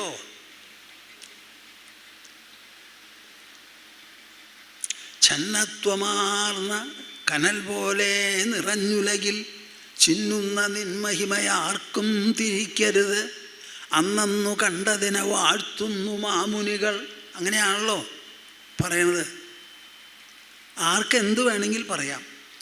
ശ്രീമദ് ഭാഗവതം നമുക്ക് പ്രദാനം ചെയ്യുന്നത് ഭക്തിർ വിരക്തിർ ഭഗവത് പ്രബോധ എന്നാണ്. അപ്പം നമ്മുടെ നിത്യജീവിതത്തിൽ ശ്രീമദ് ഭാഗവതത്തെ കൊണ്ടു നടക്കണം എന്നുണ്ടെങ്കിൽ നിങ്ങൾക്ക് ശ്രീമദ് ഭാഗവതത്തെ വേണ്ടതുപോലെ വായിച്ചോ വായിക്കാതെയോ മനസ്സിലാക്കി അതിലുള്ള ആശയങ്ങളെക്കുറിച്ച് ചിന്തിച്ച് നടക്കുന്നതാണ് ഈ നിത്യജീവിതത്തിൽ. ഭാഗവതം അവിടെ വെച്ചുകൊണ്ട് നിങ്ങൾ ഇവിടെ നടന്നാൽ അതാവില്ല. അത് വായിച്ച് മനസ്സിലാക്കി അതിലുള്ള ആശയങ്ങളും അതിലുള്ള പ്രസ്താവനകളും സംവാദങ്ങളും സന്ദർഭങ്ങളും അവതരണങ്ങളും എല്ലാം ആലോചിക്കാൻ വിഷയമാക്കി തീർക്കണം. 10ാമത്തെ സ്കന്ധത്തിലാണ് ശ്രീകൃഷ്ണൻ്റെ ജന്മം, വളർച്ച, അദ്ദേഹത്തിൻ്റെ എക്സ്പ്ലോയിറ്റ്സ് ആൻഡ് എക്സലൻസസ് എല്ലാം ഉള്ളത്. അത് കഴിഞ്ഞ് 11ാമത്തിലേക്ക് കടന്നു കഴിഞ്ഞാൽ അതിന് മുക്തിസ്കന്ധം എന്നാണ് പറയുക. ഞാൻ ഈ കേരളത്തിൽ അങ്ങനെ ആരും പറഞ്ഞു കേട്ടിട്ടില്ല. വടക്കേ ഇന്ത്യയിൽ മുക്തിസ്കന്ധം എന്നാണ് ഏകാദശ സ്കന്ധത്തിൻ്റെ പേര്. അത് വായിച്ചാലാണ് നമുക്ക് ജീവിതത്തെക്കുറിച്ച് നല്ല പോലെ മനസ്സിലാവുക. ഭക്തിയുടെ പേരിലും ഭഗവാന്റെ പേരിലും എന്താണ് ചെയ്യേണ്ടത് എന്ന് മനസ്സിലാക്കാനുള്ളതൊക്കെ അവിടെയാണ്. അതിൽ കൃഷ്ണൻ നേരിട്ട് ഉദ്ധവനോട് ദ്വാരകയിലിരുന്ന് ശാന്തഗംഭീരമായി സംസാരിക്കുന്ന ഒരു ഭാഗമുണ്ട്. ശ്രീകൃഷ്ണൻ 125 കൊല്ലം ജീവിച്ചു എന്നാണ് പറയണത്. സാധാരണ പുരുഷായുസ് 120 ആണല്ലോ. ഒരു 5 കൂടി. നമ്മുടെ ഇവിടുത്തെ സ്ഥിതി എന്താ? 60-നപ്പുറം പിറുപിറുപ്പ് എന്ന് പറയും. അങ്ങനെ ഒരു പിറുപിറുപ്പും ഇല്ലാതെ 125 കൊല്ലമായി. പിന്നെയും പോകാനുള്ള ഉദ്ദേശമൊന്നുമില്ല. എന്താ കാരണം? എന്തിനാ പോണേ? സുഖമായിട്ട് കഴിയണു, ഒരു കുഴപ്പമില്ല. അപ്പോൾ ബ്രഹ്മാവ് തന്നെ വന്നു, എന്നിട്ടൊരു മെമ്മറാൻഡം സബ്മിറ്റ് ചെയ്തു. അങ്ങ് വന്ന കാര്യങ്ങളൊക്കെ കഴിഞ്ഞു, എല്ലാം നിറവേറ്റി, ഇനി മടങ്ങി വരണേ. അങ്ങ് ഇരുന്ന കസേരയിലിരിക്കാൻ ആരുമില്ല. ഓഹോ, അങ്ങനെയാ, ആയിക്കളയാം, ഞാൻ ഉദ്ദേശിച്ച കാര്യങ്ങളൊക്കെ നിറവേറ്റി കഴിഞ്ഞു, മടങ്ങി വരാം. പക്ഷേ ഒരു കാര്യം ബാക്കിയുണ്ട്. അതെന്താ? ഞാൻ ജനിച്ച വൃഷ്ണികുലമുണ്ടല്ലോ, അത് എൻ്റെ ജന്മത്താലും പ്രഭാവത്താലും നേട്ടങ്ങളാലും വളരെ ഗർവിഷ്ഠരായിരിക്കുക. അവരുടെ ആ ഗർവിൻ്റെ മുൻപിൽ ആർക്കും ഒന്നും ചെയ്യാൻ പറ്റില്ല. ഞാനുള്ളപ്പോൾ ഞാൻ പറയണത് കേൾക്കും, കൂടാതെ കഴിയില്ല. ഞാൻ പോയിക്കഴിഞ്ഞാൽ കരകവിഞ്ഞൊഴുകുന്ന സമുദ്രം പോലെ സമാജത്തിനെ മുഴുവൻ അവർ നശിപ്പിക്കും. അതുകൊണ്ട് ഞാൻ അവരുടെ ഉള്ളിൽ തന്നെ തമ്മിത്തല്ലുണ്ടാക്കി അവരെ നശിപ്പിച്ചതിന് ശേഷം വരാമെന്ന് പറഞ്ഞു. കേൾക്കുന്നുണ്ടോ നിങ്ങൾ? ഇല്ല, ഇല്ല. തൻ്റെ ജന്മം കൊണ്ട് തൻ്റെ കുലം തന്നെ തകരാറായിരിക്കണു എന്നുള്ളൊരു നില വന്നപ്പോൾ ആ കുലത്തിനെ നശിപ്പിച്ചു വരാം എന്ന് പറഞ്ഞ ഒരു പൂർണ്ണാവതാരമാണ് കൃഷ്ണ പരമാത്മാവ്. അത് നിങ്ങൾ മനസ്സിലാക്കണം. നിങ്ങളൊക്കെ ചിലപ്പോൾ ധാരാളം പണം ഉണ്ടെങ്കിൽ കുട്ടികൾക്ക് കൊടുത്തു പോവാറുണ്ട്. പക്ഷേ കുട്ടികൾ ആ പണം വേണ്ടതുപോലെ ഉപയോഗിക്കുകയോ അതോ തകരാറ് ചെയ്യുമോ എന്ന് ആലോചിച്ച് അതിന് വേണ്ട നിഷ്കർഷയോ നടപടിയോ എടുക്കാൻ നിങ്ങൾക്ക് പറ്റാറുണ്ടോ? സാധിക്കുമോ? അങ്ങനെ ഒരു ആലോചന വരുമോ? ഈ ഗൃഹസ്ഥന്മാരുടെ മനസ്സുണ്ടല്ലോ, വളരെ വിശേഷപ്പെട്ട മനസ്സാപ്പാ. എൻ്റെ അപ്പ ലോകത്തിലെ എല്ലാ കാലത്തും 99.9999 റെക്കറിങ് പേഴ്സൻ്റ് ഗൃഹസ്ഥന്മാരാ. ഒരാൾക്ക് ഒരു കുട്ടിയേ ഉള്ളൂ, തൻ്റെ സഹോദരന് 2 കുട്ടികളുണ്ട്, തൻ്റെ കയ്യിൽ കോടിക്കണക്കിന് പണമുണ്ട്. സഹോദരൻ അത്ര വലിയ കാര്യമൊന്നുമില്ല. പക്ഷെ ആ പണം മുഴുവനും എഴുതി വയ്ക്കുന്ന സമയത്ത് തൻ്റെ ഏകപുത്രനെ എല്ലാം എഴുതി വെച്ച് പോകുന്ന വിശേഷപ്പെട്ട ആൾക്കാരാണ് ഈ ഗൃഹസ്ഥന്മാർ. അതിൽ നിന്നൊരു 5 കോടിയെങ്കിലും സഹോദരൻ്റെ കുട്ടികൾക്ക് കൊടുത്തുകൂടെപ്പാ? തോന്നില്ല. മുഴുവൻ അങ്ങോട്ട് എഴുതി കൊടുക്കും. സഹോദരൻ എന്നുള്ള വാക്കിന് എന്താ അർത്ഥം? ഒരമ്മയുടെ ഗർഭത്തിൽ ജനിച്ച് ഒരേ അമ്മിഞ്ഞ് കുടിച്ച് വളർന്നവരാ. ആ വിചാരമൊക്കെ പോയി തനിക്ക് കുട്ടിയുണ്ടായപ്പോൾ. ഇങ്ങനെയുള്ള ഗൃഹസ്ഥന്മാരാ. അപ്പം നിങ്ങൾ നല്ല പോലെ ആലോചിക്കണം, കൃഷ്ണപരമാത്മാവ് നമ്മളോട് എന്ത് പറയണമെന്ന്. അദ്ദേഹം പറയുന്നത് എന്താ? എൻ്റെ കുലം ഗർവിഷ്ഠരായി ഞാനുള്ളപ്പോൾ അവരെ തടുത്തു നിർത്താൻ പറ്റും, ഞാൻ പോയാൽ ആരും ഉണ്ടാവില്ല. അതുകൊണ്ട് ഞാൻ അവരെ തമ്മി തല്ലി തകരാറിലാക്കി കൊന്നുകളയാം. അവസാനം കൃഷ്ണൻ പോയത് എങ്ങനെയാണെന്ന് നിങ്ങൾക്കറിയോ? ആരും പറയാറില്ല സ്വതവേ. ഞാൻ കേട്ടിട്ടില്ല എൻ്റെ ചെറുപ്പത്തിൽ. ഇവരെല്ലാവരും കൂടി പോയി മദ്യം കഴിച്ച് തമ്മിത്തല്ലാൻ തുടങ്ങി. തമ്മിത്തല്ല് മൂത്തപ്പോൾ കൃഷ്ണൻ അവിടെ ചെന്നു, ഒന്ന് മാറ്റി നിർത്താൻ നോക്കിയപ്പോൾ കൃഷ്ണനെയും പൊതിരെ തല്ലി. കൃഷ്ണനെ പൊതിരെ തല്ലിയപ്പോൾ ഇനി ഞാനിവിടെ ഇരുന്നിട്ട് കാര്യമില്ല, പൊയ്ക്കളയാമെന്ന് പറഞ്ഞിട്ടാണ് മരത്തിൽ പോയി ചാരിയിരുന്ന് പോയത്. ഇതാണ് നമ്മുടെ സമ്പ്രദായം. അപ്പോൾ അദ്ദേഹത്തിൻ്റെ ആ മുൻകരുതലിനെ കുറിച്ച് നിങ്ങൾ നല്ല പോലെ മനസ്സിലാക്കണം. നമ്മുടെ ഉദ്ധവൻ കൃഷ്ണൻ മടങ്ങിപ്പോണു എന്നുള്ള വർത്തമാനം അറിഞ്ഞു കാണുമല്ലോ, വിശ്വസ്തനാണ്, അടുത്തുള്ളവനാണ്. അപ്പം ആരും ഇല്ലാത്ത സമയത്ത് കൃഷ്ണൻ്റെ അടുത്ത് ചെന്ന് ചോദിച്ചു, മഹാപ്രഭോ, അങ്ങ് പോവാൻ തീരുമാനിച്ചു. ആ തീരുമാനം ഒരിക്കലും പിൻവലിക്കാൻ പറ്റില്ല, ആർക്കും തടുക്കാനും പറ്റില്ല. അതുകൊണ്ട് അങ്ങേ പോകുമെന്ന് എനിക്കറിയാം. പക്ഷേ ഞാൻ വലിയ കേമനൊന്നുമല്ല, എനിക്ക് ഒന്നും അറിയില്ല. എനിക്ക് ഒന്ന് മാത്രമേ ഉള്ളൂ, അങ്ങയെ സേവിച്ചു കൊണ്ട് കൂടുക എന്ന് മാത്രമേ ഉള്ളൂ. ഞാൻ കഷ്ടത്തിലാവും. നാഹം തവാഘ്രികമലം ക്ഷണാർദ്ധമപി കേശവ ത്യക്തും സമുത്സഹേനാഥ സ്വധാമനയമാമപി. അര സെക്കൻഡ് പോലും അങ്ങയുടെ പാദങ്ങൾ വിട്ടിരിക്കാൻ ഈ ഉദ്ധവന് സാധ്യമല്ല. അതുകൊണ്ട് അങ്ങ് പോണ കാര്യം ഞാൻ കേട്ടു, മനസ്സിലായി, പോകും. എനിക്ക് ഒന്നേ പറയാനുള്ളൂ, ഞാൻ പോകരുതെന്നൊന്നും പറയുന്നില്ല. അങ്ങ് പോകുന്നിടത്തേക്ക് എന്നെയും കൊണ്ടുപോകണമെന്നാ. ഇതെവിടെയെങ്കിലും സാധിക്കുമോ? ഇരട്ട പ്രസവം നമ്മൾ കേട്ടിട്ടുണ്ട്. ഒരാൾ മരിക്കുമ്പോഴോ ഞാൻ മരിക്കാൻ പോവാ, താനും വരിക എന്ന് പറഞ്ഞ് കൂട്ടിക്കൊണ്ടുപോവോ? പൂന്താനം ഒരാളോട് തേരിൽ കയറാൻ വരാൻ പറഞ്ഞപ്പോൾ ഭാര്യയും കുട്ടികളും ചെന്നില്ല അത്രേ. അങ്ങ് തന്നെ പൊക്കോളൂ തേരില്ലെന്നാണ് പറഞ്ഞത്. കുടുംബക്കാരും പോയില്ല. എന്ത് ഭാര്യ ഭർത്തൃത്വപ്പാ, എന്ത് ദാമ്പത്യ! ഞാൻ പലപ്പോഴും അതിശയിക്കും. നിങ്ങളൊക്കെ ആ ഗ്രൂപ്പിൽപ്പെട്ടവരാന്നുള്ളത് നല്ല പോലെ ഓർമ്മ വെച്ചോളൂ. അവിടെ ഒരു ജോലിക്കാരി ഉണ്ടായിരുന്നു അത്ര. ഞാൻ വരാം എന്ന് പറഞ്ഞ് അദ്ദേഹം അവരെയും കൂട്ടിക്കൊണ്ടുപോയി എന്നൊക്കെയാണ് പറയണത്. അപ്പം നമ്മളെ ഈ ഗൃഹസ്ഥ ജീവിതം ഉണ്ടല്ലോ, വലിയ പൊള്ളത്തരാതിൽ. കാതലെന്ന് പറയുന്നത് വളരെ കുറവാണ്. എന്നാൽ ഈ ഗൃഹസ്ഥന്മാരാണല്ലോ എല്ലാവരെയും പ്രസവിക്കുന്നത്. ഞാനടക്കം ഗൃഹസ്ഥന്മാരിൽ നിന്ന് ജനിച്ചവരല്ലേ, അതിൽ നല്ലവരും ഉണ്ട്. അവർക്ക് നന്മ വന്ന് അവർ പ്രസവിച്ച് നല്ല കുട്ടികൾ ഉണ്ടായവരാണ് ഈ സന്യാസിമാരൊക്കെ. ആ അമ്മിഞ്ഞ കുടിച്ചിട്ട് കിട്ടിയ ബുദ്ധിയാണ് സന്യാസ ബുദ്ധി. അപൂർവമായിട്ട് ചില നല്ലവരുണ്ടാവും. അത് നിങ്ങളൊക്കെ അങ്ങനെ ഉള്ളവരാണെന്ന് പറഞ്ഞുകൊണ്ട് ഞാൻ അതിനു വേണ്ടിയിട്ടാണ് പറയുന്നത്. അപ്പോൾ ഉദ്ധവനോട് കൃഷ്ണൻ എന്ത് ചെയ്തു? അങ്ങനെയാ ഉദ്ധവൻ പറയണത്. വളരെ വിശ്വസ്തനാണ്, മന്ത്രിയുമാണ്, ഉപദേഷ്ടാവുമാണ്. ഞാനൊരു കാര്യം ചെയ്യാം, ഞാൻ പോകുന്നതിന് മുമ്പ് ഉദ്ധവൻ തന്നെയാ പോയി കളയൂ. അപ്പം പിന്നെ വിഷമം എനിക്കായല്ലോ. ഉദ്ധവൻ പോയി കളയൂ, ബദരികാശ്രമത്തിലേക്ക് ചെല്ലൂ, നരനാരായണ പർവ്വതങ്ങൾക്കിടയിൽ താമസിക്കൂ, അളകനന്ദയിൽ കുളിക്കൂ, ആ ഹിമാലയത്തിലുള്ള ശീത വായു തട്ടട്ടെ, എന്നെ എല്ലാ ദിക്കിലും കണ്ടുകൊണ്ട് ജീവിക്കൂ. ജനിച്ചതിനെക്കുറിച്ച് ചിന്തിക്കരുത്. കാലത്തിൻ്റെ പ്രയാണത്തിൽ സംഭവിക്കുന്നതാണ് ജന്മവും മരണവുമെല്ലാം. അതിൽ നമുക്ക് ഒരു പങ്കുമില്ല. അത് സമയത്തിൻ്റെ പരിധിയിൽ അങ്ങോട്ട് വിട്ട് മിണ്ടാൻ്റെ സുഖമായിട്ട് കഴിഞ്ഞുകൂടുക എന്ന് പറഞ്ഞു. അതെങ്ങനെയാ പോവാൻ പറ്റണ്ടേ? അങ്ങ് എന്ന് പറഞ്ഞാലും പെട്ടെന്ന് ഞാൻ ചെയ്യുന്നവനാണ്, പക്ഷേ എനിക്ക് ചെയ്യാൻ പറ്റില്ല. എന്താ അതിന് കാരണം? സോഹം മമാഹമിതി മൂഢമതിർവിഗാഢ ത്വന്മായയാ വിരചിതാത്മനി സാനുബന്ധേ. ഈ ശരീരത്തോട് ഞാൻ എന്നൊരു പ്രതീതിയും ശരീരത്തിന് വേണ്ട വിഭവങ്ങളോടും ബന്ധുക്കളോടുമെല്ലാം എൻ്റേത് എന്നുള്ള തോന്നലുമുണ്ട്. ഈ രണ്ട് തോന്നലും ഉള്ളിടത്തോളം കാലം ഞാൻ എൻ്റെ കൂട്ടരെയും ആൾക്കാരെയും ദ്വാരയെയും ഒക്കെ വിട്ടുപോകാൻ സാധിക്കില്ല. അതുകൊണ്ട് അങ്ങ് തന്നെ എനിക്ക് വേണ്ടത്ര ഉപദേശം തരണം.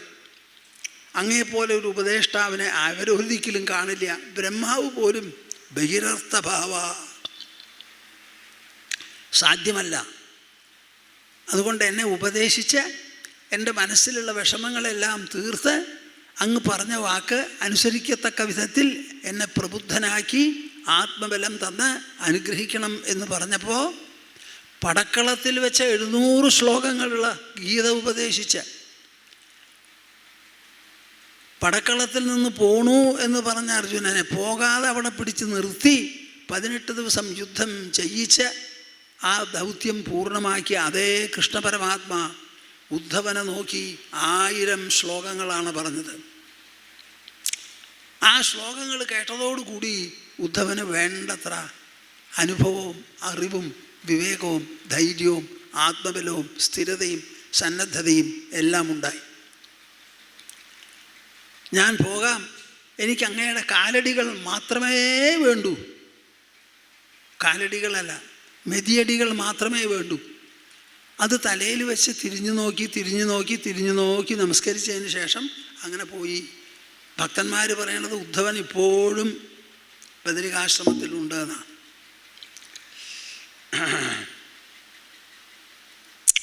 കൃഷ്ണൻ്റെ ഈ ഉപദേശമാണ് പ്രധാനം മുക്തിസ്കന്ധത്തിൽ, ഏകാദശ സ്കന്ധത്തിൽ. പക്ഷെ അതിന് മുൻപിൽ മനുഷ്യരുടെ അറിവിന് വേണ്ടി വ്യാസദേവൻ കുറച്ച് കാര്യങ്ങൾ അവിടെ പറഞ്ഞു വെച്ചിട്ടുണ്ട്. അതിൽ പ്രധാനപ്പെട്ട ഒരു സംവാദമാണ് നിമിയോഗി സംവാദം. നിമി ചക്രവർത്തിയും യോഗികളും തമ്മിലുള്ള ഒരു സംവാദം. നിമി വലിയ ഒരു യാഗം നടത്തിക്കൊണ്ടിരിക്കുക. യാഗം എന്ന് പറഞ്ഞാൽ നമ്മുടെ വേദങ്ങൾ ഉദ്ഘോഷിക്കുന്നതും അനുശാസിക്കുന്നതുമായ കർമ്മവിശേഷങ്ങളിൽ വെച്ച് ഏറ്റവും മികച്ചതാണ് യാഗം. ആ യാഗം നടത്തിക്കൊണ്ടിരിക്കുന്ന സമയത്താണ് 9 യോഗികൾ ഒന്നും പറയാതെ പെട്ടെന്ന് കയറി വന്നത്. നിങ്ങൾ കേൾക്കുന്നുണ്ടോ ഞാൻ പറയണത്? ആ യോഗികളെ നിങ്ങൾ വരണ കണ്ടപ്പോൾ നിമിചക്രവർത്തി യാഗം നിർത്തി. കേട്ടോ ഞാൻ പറയണത്? നിർത്തി അവിടുന്ന് എണീറ്റു. അദ്ദേഹം എണീറ്റപ്പോൾ പിന്നെ ഋത്വിക്കുകൾ എന്താ ചെയ്യുക? അവരും എണീറ്റു. വന്നവരെ സ്വാഗതം ചെയ്ത് പിടിച്ചിരുത്തി ദാഹത്തിനുള്ളതെല്ലാം കൊടുത്ത് ഇരുത്തിയതിന് ശേഷം നിമിചക്രവർത്തി അവിടെ ഇരുന്നു, ചമ്രം പടിഞ്ഞ് ഋത്വിക്കുകൾ പിന്നിലൂരുന്ന്. എന്നിട്ടൊരു ചോദ്യമാണ്. എന്താ ചോദ്യം? എനിക്ക് നിങ്ങൾ ദയവ് ചെയ്ത് ഭാഗവത ധർമ്മങ്ങൾ പറഞ്ഞു തരണം എന്ന്. ഭാഗവത ധർമ്മങ്ങൾ എന്താ? ഈ ഭാഗവത ശബ്ദത്തിന് അർത്ഥം ആരാണോ തന്നെ ഭഗവാന്റേത് എന്ന് പരിഗണിക്കുന്നത് ആ ആൾ ഭഗവാനാണ്. നിങ്ങൾ ആരെങ്കിലും ഈ സദസ്സിൽ എണീറ്റ് നിന്ന് പറയാനൊരു കണ്ടോ ഞാൻ ഈശ്വരൻ്റെ ആണ്? എത്ര വയസ്സായി നിങ്ങൾക്ക്? നിങ്ങൾ പറയും ഈ ലോകം ഈശ്വരൻ്റെ ആണെന്ന്. പക്ഷേ ലോകത്തിൽപ്പെട്ട ഞാൻ അങ്ങനെയല്ല. ഒന്നിലോ എൻ്റെ അച്ഛൻ്റെയും അമ്മയുടെയും അല്ലെങ്കിൽ കല്യാണം കഴിച്ച ആളുടെ അല്ലെങ്കിൽ കുട്ടികളുടെ എന്തെങ്കിലും ഒരു തട്ടിപ്പ് പറഞ്ഞുകൊണ്ടിരിക്കും. ഈശ്വരൻ്റെ ആണ് എന്നൊരു തോന്നൽ നിങ്ങളുടെ മനസ്സിൽ വരില്ല. ആരുടെ മനസ്സിൽ അത് ഉദിക്കുന്നുവോ അതാണ് ആ ആളാണ് ഭഗവാൻ. ആ ഭാഗവത ധർമ്മങ്ങൾ അദ്ദേഹത്തിൻ്റെ അങ്ങനത്തെവരുടെ സ്വഭാവം, ലക്ഷണങ്ങൾ എന്നൊന്ന് പറഞ്ഞു തരാമോ എന്ന്. അതിൽ അർച്ചായാം ഏവഹരയേ പൂജാം യശ്രദ്ധയേ ഹതേ നതദ്ഭക്തേഷു ചാന്യേഷു സഭക്ത പ്രാകൃതസ്മൃത. നല്ലോണം ശ്രദ്ധിച്ച് കേട്ടോളൂ. അതിലൊരു യോഗി ഓരോരുത്തർ പറയാണ് അർച്ചായാം ഏവഹരയേ പൂജാം യശ്രദ്ധയേ ഹതേ നതദ്ഭക്തേഷു ചാന്യേഷു സഭക്ത പ്രാകൃതസ്മൃത. ഞാനിത് എപ്പോഴാണ് വായിച്ചതെന്ന് എനിക്ക് പറയാൻ പറ്റില്ല. വായിച്ചപ്പോൾ ഞാൻ എപ്പോഴും പറയും, അമാവാസി ദിവസം ആകാശത്തിൽ 1000 പൂർണ്ണചന്ദ്രന്മാരുദിച്ചാൽ എന്തായിരിക്കുമോ സ്ഥിതി, അതേപോലെയാണ് ഇത് വായിച്ചപ്പോൾ എനിക്ക് തോന്നിയത്. ഇങ്ങനെയുള്ള ശ്ലോകങ്ങളൊക്കെ വായിക്കുമ്പോൾ എനിക്ക് അങ്ങനെ തോന്നണതാ. സ ഭക്ത പ്രാകൃതസ്മൃത. ആ ഭക്തൻ പ്രാകൃതനാണെന്ന്. അവൻ സംസ്കൃതനല്ല, സംസ്കാരസമ്പന്നനല്ല, പ്രാകൃതനാണ്. ആര്? അർച്ചായാം ഏവഹരയേ പൂജാം യശ്രദ്ധയേ ഹതേ. കയ്യിലൊരു വിഗ്രഹമുണ്ട്. ആ വിഗ്രഹത്തിൽ വളരെ ശ്രദ്ധയോടുകൂടി പൂജിക്കും. ഇന്ന് പൂജിച്ച പൂക്കളൊക്കെ നാളെ എടുത്തിടും. ആ പൂക്കൾക്ക് ചെടിയിൽ നിൽക്കാൻ അനുവാദം കൊടുക്കില്ല. അവിടെ നിന്ന് പറിച്ചെടുക്കും, എന്നിട്ട് ഇവിടെ കൊണ്ടുവയ്ക്കും, പിറ്റേ ദിവസം എടുത്തിടും. അങ്ങനെ ഈ വിഗ്രഹത്തിൽ മാത്രമാണ് ഭഗവാനുള്ള പൂജ, ശ്രീഹരിക്കുള്ള പൂജ. നതത് ഭക്തേഷു ചാന്യേഷു. ഈ ഈശ്വരൻ്റെ ഭക്തന്മാരെ, ഭാഗവതന്മാർ ഈ ലോകത്തിൽ നടക്കുന്നുണ്ട്. അവരെ ആരെങ്കിലും ഒന്ന് വിളിച്ചുകൊണ്ട് വന്ന് കുറച്ച് ഒരു ദിവസം താമസിക്കൂ, എന്തെങ്കിലും 4 വാക്ക് പറയൂ, ഈശ്വരനെ പറ്റി ഞാൻ ജപിക്കാറുണ്ട്, പറയാറുണ്ട്, എനിക്ക് അറിയില്ല എന്ന് പറയാൻ തോന്നില്ല അത്രേ. ഞാനും എൻ്റെ പൂജയും, ഞാനും എൻ്റെ മൂർത്തിയും, ഞാനും എൻ്റെ ബിംബവും എന്ന് എങ്ങും വ്യാപിച്ചിരിക്കുന്ന ശ്രീഹരിക്കുള്ള പൂജ. കേൾക്കുന്നുണ്ടോ നിങ്ങൾ? എങ്ങും വ്യാപിച്ചിരിക്കുന്ന ശ്രീഹരിക്കുള്ള പൂജ, എൻ്റെ ഉൾ സാന്നിധ്യമായി പരിലസിക്കുന്ന ശ്രീഹരിക്കുള്ള പൂജ ദാ ഈ വിഗ്രഹത്തിലോ പടത്തിലോ മാത്രം എന്ന് വിചാരിക്കുന്നവനുണ്ടല്ലോ, ആ ഭക്തൻ പ്രാകൃതനാണ്. എവിടെ പോയി കാര്യങ്ങൾ? ഇതാണ് ശ്രീമദ് ഭാഗവതം. ഇതാണ് ശ്രീമദ് ഭാഗവതം.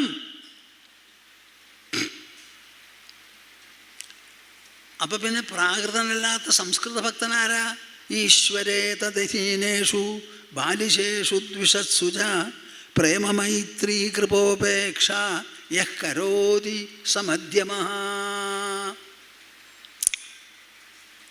ആ രണ്ടാം നിലവാരത്തിലുള്ള മധ്യമഭക്തനുണ്ടല്ലോ, ആ മനുഷ്യൻ്റെ ഉള്ളിൽ കുറച്ചൊക്കെ മനസ്സിൽ വിചാരവും ബുദ്ധിയിൽ ആലോചനയും തുടങ്ങി. അദ്ദേഹം പറയാണ്, ഈശ്വരേ തദധീനേഷു ബാലിശേഷു ദ്വിഷത്സുജ.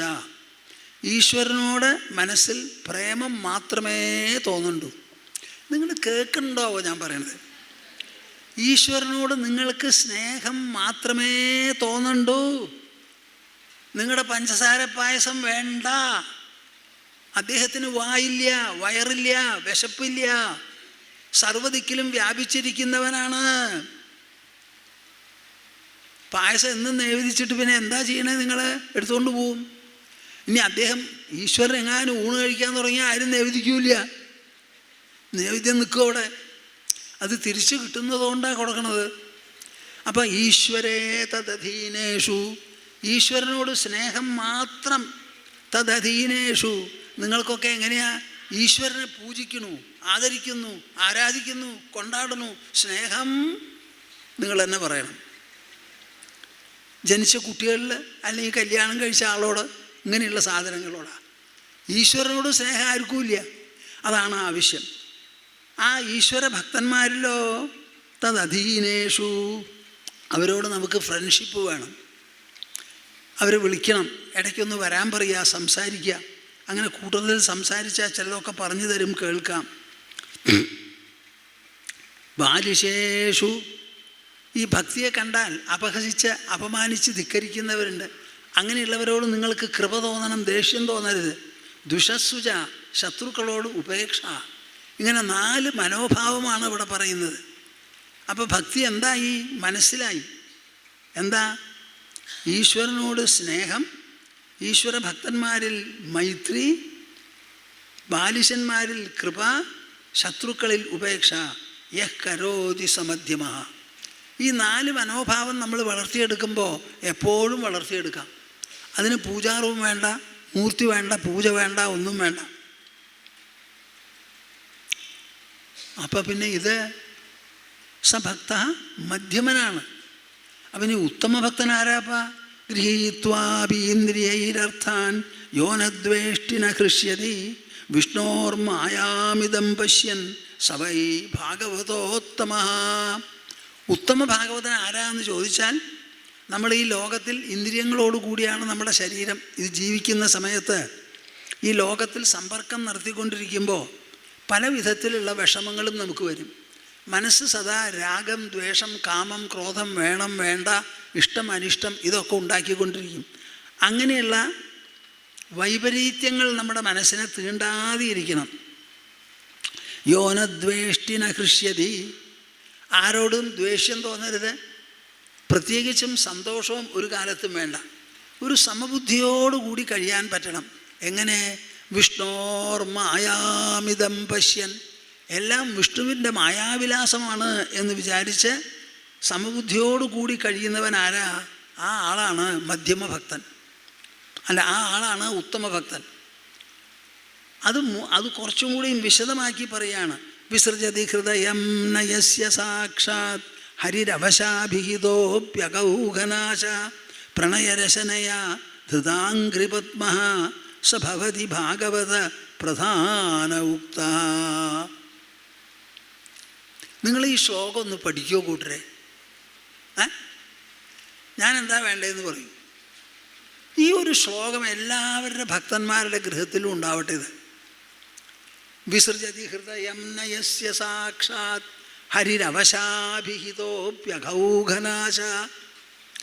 ആരുടെ ഹൃദയത്തെയാണോ ശ്രീഹരി വിടാതെ ഇരിക്കുന്നത്, ശ്രീഹരി വിടാതെ ഇരിക്കണം, ഹൃദയത്തിൽ എപ്പോഴും ഉണ്ടാവണം. അതിനെന്ത് വേണം? ശ്രീഹരിയെ പിടിച്ച് കെട്ടണം. എങ്ങനെയാണ് കെട്ടുക? അങ്ങാടിയിൽ പോയിട്ട് കയറ് മേടിച്ചിട്ടോ? അല്ല, പ്രണയരശനയാ ധൃതാംഘ്രിപത്മ. കാലടികളെ പ്രണയം പ്രണയം സ്നേഹം എന്ന് പറയുന്ന രശന കൊണ്ട് കയറുകൊണ്ട് കാലടി വരിഞ്ഞങ്ങോട്ട് കെട്ടുക. മനസ്സ് കയ്യിലുണ്ടല്ലോ, ആ മനസ്സിലുള്ള സ്നേഹം ഭഗവാനോട് ജനിപ്പിച്ച് അതിനെ ഒരു കയറാക്കി കാലടി വരിഞ്ഞ് വരിഞ്ഞ് വരിഞ്ഞ് കെട്ടുക. എത്ര വേണമെങ്കിൽ വരിഞ്ഞോളൂ. യശോദയ്ക്ക് പറ്റിയ തെറ്റെന്താ? അരയിൽ കെട്ടി സുഖമായിട്ട് ഒരെല്ലാം കൊണ്ട് നടന്നു. 2 മരങ്ങളെ വീഴ്ത്തി. അപ്പം അങ്ങനെ അല്ലാതെ പ്രണയരശനയാ ധൃതാംഘ്രിപത്മ സഭവതി ഭാഗവത പ്രധാന ഉക്ത. ആ ഭക്തനാണ് ഭാഗവതന്മാരിൽ വെച്ച് ഏറ്റവും വിശേഷപ്പെട്ടവൻ. ഞാൻ അധികം അവസാനിപ്പിക്കണമല്ലോ. ഇനി കൃഷ്ണൻ ഉദ്ധവനോട് നേരിട്ട് നോക്കി പറയുന്ന ചില കാര്യങ്ങളുണ്ട്. അതിൽ പ്രധാനപ്പെട്ട ശ്ലോകങ്ങളൊക്കെ നിങ്ങൾ പഠിച്ചിരിക്കേണ്ടതാണ്. കുട്ടികൾക്കും പറഞ്ഞു കൊടുക്കാം. ന പാരമേഷ്ഠ്യം ന മഹേന്ദ്രധിഷ്ണ്യം ന സാർവഭൗമം ന രസാധിപത്യം ന യോഗസിദ്ധി അപുനർഭവം വാ മയ്യർപ്പിതാത്മേച്ഛതി മദ്വിനാന്യത്. ഉദ്ധവ, നല്ലോണം കേട്ടോളൂ. എനിക്ക് പൂർണ്ണമായി മനസ്സർപ്പിച്ചിട്ടുള്ള ഒരു ഭക്തൻ ഉണ്ടല്ലോ, ആ ഭക്തൻ മൈ അർപ്പിത ആത്മേച്ഛതി മദ്വിനാന്യത്. ഞാൻ ഒഴികെ ഒന്നും അവൻ ആവശ്യപ്പെടില്ല എന്ന്. ഒന്നെന്ന് പറഞ്ഞാൽ എന്തൊക്കെയാ? ഇതാ പറയാ നിഷേധരൂപത്തിൽ. ന പാരമേഷ്ഠ്യം ന മഹേന്ദ്രധിഷ്ണ്യം. ബ്രഹ്മാവിൻ്റെ ലോകം, പ്രജാപതി ലോകം, ഇന്ദ്രൻ്റെ പദവി. ന സാർവഭൗമം, ലോകത്തിൽ ചക്രവർത്തിയായിട്ടിരിക്കൽ. ന രസാധിപത്യം, പാതാളാധിപത്യം. ന യോഗസിദ്ധി, അഷ്ടസിദ്ധികളുണ്ട്, യോഗസിദ്ധികൾ, അതും വേണ്ട. ആ പുനർഭവം വാ, രണ്ടാമത് ജനിക്കരുതേ ജനിക്കരുതേ എന്നൊരു വിചാരവും ഇല്ല. ജീവിതം നല്ല പോലെയാണെങ്കിൽ ഇനിയും ജനിച്ചാൽ എന്താ വിരോധം? ആര് പറഞ്ഞു നിങ്ങളോട് ഇനി ജനിക്കരുതെന്ന്? ആയിക്കോട്ടെ, സുഖമായിട്ടിരിക്കുകയാണെങ്കിൽ ഇപ്പം തന്നെ ഒരു 10 കൊല്ലം കഴിയണമാതിരി ഇനി ഇരുന്നൂടെ. ന യോഗസിദ്ധീര പുനർഭവം വാ മൈ അർപ്പിതാത്മേച്ഛതി മദ്വിനാന്യത്. അപ്പം ഈശ്വരനോട് നമ്മൾ എന്താ വേണ്ടേ? നമ്മുടെ ഉള്ളിലുള്ള ആ അഹങ്കാരമുണ്ടല്ലോ, അതിനെ ഈശ്വരന് വേണ്ടി ഞങ്ങൾ സമർപ്പിക്കുക. ഞാൻ എല്ലാവരോടും പറയും, നിങ്ങളുടെ പൂജയും പുരസ്കാരമൊക്കെ എന്തോ ആയിക്കോട്ടെ, എനിക്കറിയണ്ട. നിങ്ങൾ ഈശ്വരനോട് സംസാരിക്കാൻ തുടങ്ങും, വായ തുറന്ന്. എപ്പോഴും സംസാരിച്ചോളൂ. ബാത്റൂമിലായാലും അടുക്കളയിലായാലും ബെഡ്റൂമിലായാലും നിങ്ങളങ്ങോട്ട് സംസാരിച്ചോളൂ. അപ്പോൾ ധാരാളം നേരം സംസാരിച്ച് മനസ്സിലുള്ളത് ഇന്നതേ സംസാരിക്കാവൂന്നില്ല, മനസ്സിലുള്ളതാ പറയുക. ആരോടാ പറയുക? ഈശ്വരനോട് പറഞ്ഞോളൂ. അത് തന്നെ മതി ഭക്തിക്ക്. ഇത് പറഞ്ഞതിന് ശേഷം ഈ ശ്രീമദ് ഭാഗവതത്തിൻ്റെ വിശേഷം, അതിൻ്റെ ആ പാരമ്യത നിങ്ങളൊന്ന് മനസ്സിലാക്കണം. എന്ത് ഭക്തി ഭഗവാനോട് നമ്മളെ അടുപ്പിക്കണു. എന്നിട്ട് എന്തുണ്ടാവണു നോക്കൂ. ആ ഭാഗവതകാരൻ പറയണത്, നിരപേക്ഷം മുനിം ശാന്തം നിർവൈരം സമദർശനം അനുവ്രജാമ്യഹം നിത്യം പൂയേത്യഘ്രിരേണുഭി. എന്താ ഈ കഥ? ഈ ഭക്തൻ എന്ന് പറഞ്ഞാൽ ആരാ? നിരപേക്ഷം മുനിം ശാന്തം. ഒരു വിധത്തിലുള്ള അപേക്ഷയും ഭക്തൻ്റെ മനസ്സിലുണ്ടാവരുത്. ഒരപേക്ഷയും. ഭഗവാനെ എനിക്ക് അങ്ങേ കാണണം പറയരുത്. എന്തിനു പറയണു? ഭഗവാനേന്ന് പറഞ്ഞ് നിർത്തിയാൽ മതി, പറയണ്ട. ഈശ്വരാന്ന് പറഞ്ഞാൽ മാത്രം മതി. അപ്പോൾ ഈശ്വരനെ തന്നെ അല്ലേ നിങ്ങൾ ഈ കാണുന്നത്? ഈ ലോകം ആരാ ഉണ്ടാക്കിയത്? ആരാ? ഈശ്വരൻ വെള്ളമാണെങ്കിൽ ഈ ലോകം ഐസാണെന്നാണ് ഞാൻ പറയുക. രണ്ടും തമ്മിൽ ഒരു വ്യത്യാസവും ഇല്ല. ഒരു വിധത്തിലുള്ള അപേക്ഷയുമില്ലാതെ മുനിം ശാന്തം, മനസ്സിന് ശാന്തതയോടുകൂടി ആശകളില്ലാതെ, നിർവൈരം സമദർശനം, ഒരാളോടും വൈരബുദ്ധി തോന്നാതെ, എല്ലാ ദിക്കിലും ഒരുപോലെ സമത്വത്തോടു കൂടി കഴിയുന്ന ഒരു ഭക്തനുണ്ടെങ്കിൽ എന്തു ചെയ്യണു? അനുവ്രജാമ്യഹം നിത്യം. കാതുകൾ കടം മേടിച്ച് കേൾക്കുന്നപ്പാ, 2 ചെവി കൊണ്ട് കേട്ടാ പോരാ. അനുവ്രജാമ്യഹം നിത്യം. ആ ആളുടെ പിന്നാലെ ഞാൻ പിന്നാലെ ഞാൻ പോണൂന്ന്. എന്തിനു വേണ്ടിയിട്ട്? പൂയേത്തി അഘ്രിരേണുഭി, അദ്ദേഹത്തിൻ്റെ കാലടിയിൽ നിന്ന് പുറപ്പെടുന്ന പൊടിയുണ്ടല്ലോ, അത് തട്ടി ഞാൻ പവിത്രനാകട്ടെ എന്ന് വിചാരിച്ച്. അപ്പോൾ ഭക്തിയുടെ പരമകാഷ്ഠ എന്താ കൂട്ടരെ? ഒന്ന് പറയും. ഭഗവാന്റെ പേരും പറഞ്ഞ് ഇങ്ങനെ എന്ന് പറഞ്ഞ് നടക്കുക. എന്താ നിങ്ങൾ ഈ പറയണത്? പാരമഹംസ്യ സംഹിതയാണപ്പോൾ അത്. ഇതിൽ പറയാത്തതൊന്നുമില്ല. അപ്പൊ ഈശ്വരൻ്റെ പിന്നാലെ പോകുന്ന നില മാറി ഈശ്വരൻ നമ്മുടെ പിന്നാലെ വരണു. നമ്മളെ കാൽപ്പൊടി തട്ടി അദ്ദേഹത്തിൻ്റെ വ്യക്തിത്വം ശുദ്ധമാകട്ടെ എന്ന് വിചാരിച്ചു. അതുപോലെ തന്നെ വാഗ്ഗദ്ഗദാദ്രവതേ യസ്യ ചിത്തം രുദത്യഭീക്ഷ്ണം ഹസതി ക്വചിച്ച വിലജ്ജ ഉദ്ഗായതി നൃത്യതേജ മദ്ഭക്തിയുക്തോ ഭുവനം പുനാതി. ഈ നാമസങ്കീർത്തനം എന്ന് പറയുന്നത് എന്താ? ആ നാമസങ്കീർത്തനം ഒന്ന് മാത്രമേ നമുക്ക് കൂട്ടായി ജപിക്കാൻ പറ്റുള്ളൂ. ഞാൻ ഈ തൃശ്ശൂരിൽ ഇവിടെയൊക്കെ ധാരാളം നാമസങ്കീർത്തനം നടത്തി പ്രദക്ഷിണം വെച്ചിട്ടുള്ള ആളാണ്. തെരുവുകളിൽ കേരളത്തിലുടനീളം ചെയ്തിട്ടുണ്ട്. ഇപ്പോഴും എനിക്ക് വലിയ ഇഷ്ടമാണ്. ആ സങ്കീർത്തനം നടത്തുന്ന സമയത്ത് പല വിധത്തിലുള്ള അനുഭവങ്ങളും ഭക്തി ഉണ്ടെങ്കിൽ നമുക്കുണ്ടാവും. തൊണ്ടയിടറും, മനസ്സ് വെണ്ണ ഉരുകുന്ന പോലെ ഉരുകും, ചിലപ്പോൾ കരയും, ചിലപ്പോൾ ചിരിക്കും, ചിലപ്പോൾ വല്ലാതെ നിലവിളിക്കും, ഹരേ നാരായണ എന്നൊക്കെ ഉറക്കെ പറയും. വിലജ്ജ ഉദ്ഗായതി നൃത്യതേജ, നൃത്തം വയ്ക്കും. മദ്ഭക്തിയുക്തോ ഭുവനം പുനാതി, എൻ്റെ ഭക്തിയോടുകൂടി ഒരു യോജിപ്പ് വന്നു, അതങ്ങോട്ട് കൂടിച്ചേർന്നു എന്നുണ്ടെങ്കിൽ ഈ ലോകത്തിനെ മുഴുവനും പരിശുദ്ധനാക്കുന്നു എൻ്റെ ഭക്തൻ. അപ്പം നിങ്ങൾ എന്താ ഈ ഭക്തിയെക്കുറിച്ചും ഭക്തനെക്കുറിച്ചും വിചാരിച്ച്? നിഷ്കിഞ്ചനാമയി അനുരക്തചേതസ ശാന്താമഹാന്തോ അഖിലജീവവത്സലാ കാമൈരനാലബ്ധധിയോ ജുഷന്തിയത് തന്നൈരപേക്ഷ്യം ന വിദുസുഖം മമാ. ഇതൊക്കെ ഭാഗവതത്തിലുള്ള എണ്ണിപ്പിറക്കി പറയേണ്ട ശ്ലോകങ്ങളാണ്. നിഷ്കിഞ്ചന മയി അനുരക്തചേതസ.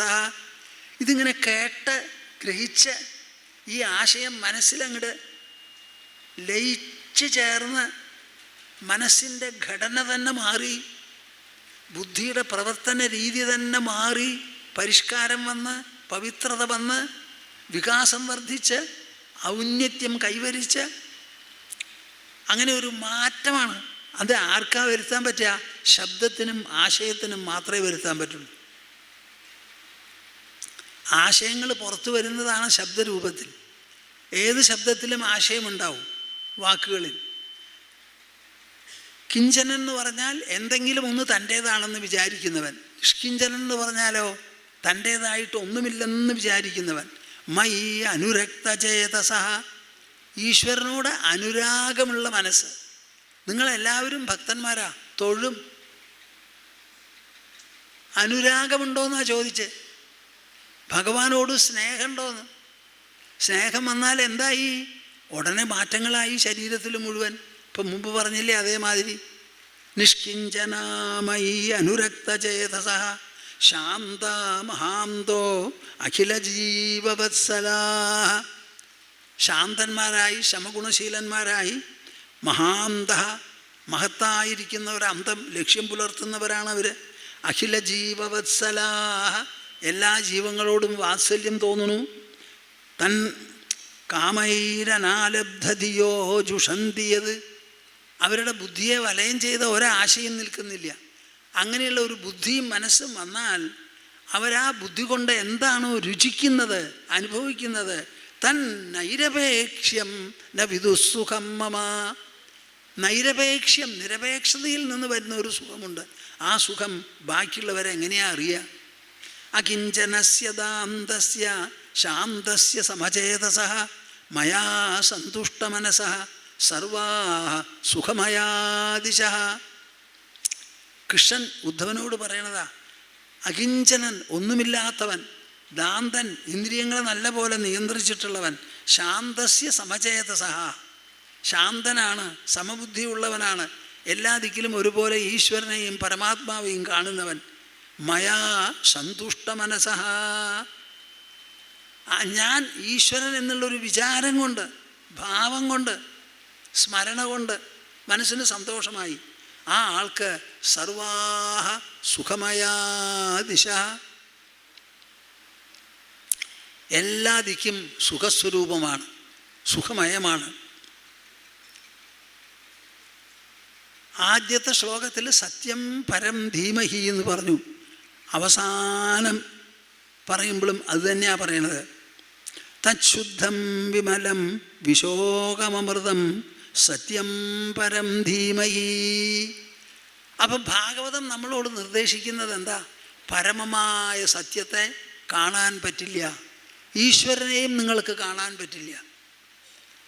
നമ്മുടെ കണ്ണുകൊണ്ട് മുമ്പ് മാത്രമേ കാണാൻ പറ്റുള്ളൂ, ഇവിടെയുള്ളത് കാണാൻ പറ്റില്ല, ഇപ്പുറത്തുള്ളത് കാണാൻ പറ്റില്ല. ഈശ്വരനാണെങ്കിൽ സർവ്വവ്യാപിയാണ്. അപ്പോൾ സർവ്വവ്യാപിയെ കാണാനുള്ള കണ്ണോ ഒന്നുമില്ല. എങ്ങനെയെങ്കിലും മനസ്സിലാക്കാമെങ്കിൽ അത് മനസ്സുകൊണ്ടും ബുദ്ധി കൊണ്ടും മാത്രമേ പറ്റുള്ളൂ. തച്ഛുദ്ധം വിമലം വിശോകമമൃതം സത്യം പരം ധീമഹി. അത് പറഞ്ഞിട്ടാണ് നിർത്തിയിരിക്കുന്നത്. അപ്പോൾ ശ്രീമദ് ഭാഗവതത്തിൻ്റെ സന്ദേശം എന്താണെന്ന് ചോദിച്ചാൽ സത്യം പരം ധീമഹി. അപ്പോൾ ശ്രീമദ് ഭാഗവതം പറയുന്ന പരമസത്യം എന്താ എന്നുള്ളതിനെക്കുറിച്ച് നിങ്ങൾ കുറേശ്ശെയൊക്കെ കേട്ടും ചിന്തിച്ചും വായിച്ചും മനസ്സിലാക്കിയും ആലോചിച്ചും ഗ്രഹിക്കും. എന്നിട്ട് ആ പരമസത്യത്തിനെക്കുറിച്ച് ബുദ്ധി കൊണ്ട് ആലോചിക്കൂ. ഇതാണ് നമ്മുടെ ഭാഗവതം നിത്യജീവിതത്തിലാക്കി തീർക്കാനുള്ളൊരു വഴി. നിങ്ങൾ പൂജ കൊണ്ടും പുഷ്പം കൊണ്ടുമുള്ള ആരാധനയാണ് ഭക്തി എന്ന് വിചാരിച്ചാൽ അത് എത്ര നേരം നടത്തും? അരമണിക്കൂർ നടത്തും. ബാക്കിയുള്ള സമയത്തോ പൂജാമുറിയും പൂട്ടിയിട്ട് ഞാൻ എൻ്റെ ജോലിക്ക് പോവാൻ, എൻ്റെ പിന്നാലെ വരരുത് എൻ്റെ ഈശ്വര, എനിക്ക് കുഴപ്പമൊന്നും ഉണ്ടാക്കരുത്, ഞാൻ എൻ്റെ ഇഷ്ടം പോലെ വേണ്ടി വന്നാൽ പൊളിയും പറഞ്ഞുകൊണ്ട് കാര്യങ്ങൾ നടത്തിക്കോളാം, ഞാൻ വൈകുന്നേരം വന്ന് തുറക്കുമ്പോഴേ വരൂ എന്ന് പറഞ്ഞ് പോകുന്നവരാണ് നിങ്ങളൊക്കെ. അതൊക്കെ ഒന്നൊന്ന് മാറി ശരിയായ ഭക്തി ഒന്നുണ്ട്, ഭഗവാൻ ഒന്നുണ്ട്. ആ ഭഗവാനെ നമുക്ക് ഹൃദയത്തിൽ പിടിച്ച് കെട്ടാൻ സാധിക്കും, സാക്ഷാത്കരിക്കാൻ സാധിക്കും. അതിനുള്ള വഴി ഇന്നതൊക്കെയാണ്. ഇതൊക്കെ പറയുന്നു. 3 കുട്ടികളെയാണ് ശ്രീമദ് ഭാഗവതം അവതരിപ്പിക്കുന്നത്. ഒന്ന് ശമീക മഹർഷിയുടെ കുട്ടി ശൃംഗി, പിന്നെ 5 വയസ്സുള്ള ധ്രുവൻ, 7 വയസ്സുള്ള പ്രഹ്ലാദൻ. ഈ കുട്ടികൾ മൂലം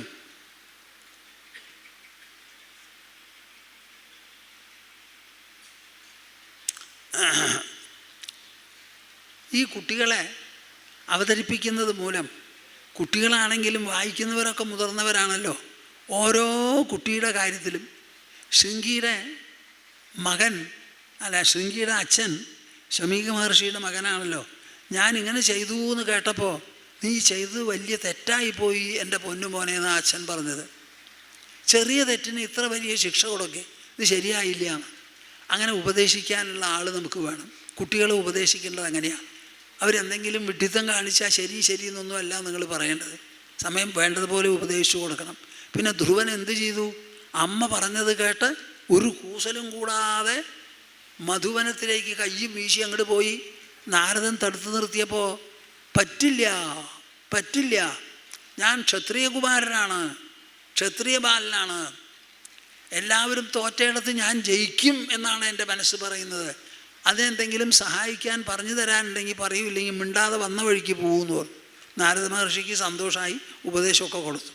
പിന്നെ പ്രഹ്ലാദനോ, അച്ഛൻ അമ്മയ്ക്കൊന്നും ചെയ്യാൻ പറ്റില്ല, അധ്യാപകന്മാരടക്കം തല്ലി.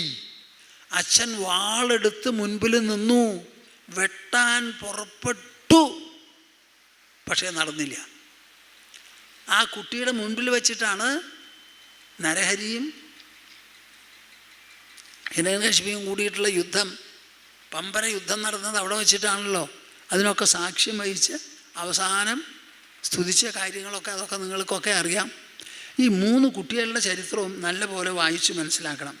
എൻ്റെ അടുത്ത് ഈ പുസ്തകം തന്നിട്ട് ഇവർ പറഞ്ഞിരിക്കുകയാണ് ഇതിനെപ്പറ്റി ഒന്ന് പറയണമെന്ന്. എന്താ അത്? ഭാഗവതം നിത്യജീവിതത്തിൽ. ഇത് ഞാൻ ആദ്യമായി എഴുതിയതാണ്. 16 പുസ്തകം എഴുതിയിട്ടുണ്ട്. സംഗ്രഹിച്ച് ശ്രീമദ് ഭാഗവതത്തിലുള്ള ശ്ലോകങ്ങളെ ചുരുക്കി എടുത്ത് അർത്ഥത്തോടും വിവരണത്തോടും കൂടി ഒരു മൂല്യനിർവചനം നൽകിക്കൊണ്ടുള്ള പുസ്തകങ്ങളാണ് 16. അതിൽ ആദ്യത്തെ പുസ്തകമാണിത്.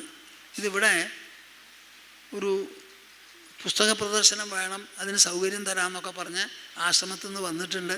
സാധാരണ ഞങ്ങൾ അതിനൊന്നും പുറപ്പെടാറില്ല. എന്തായാലും ഇവർ പറയണ കേട്ടപ്പോൾ ശരിയെന്ന് തോന്നി.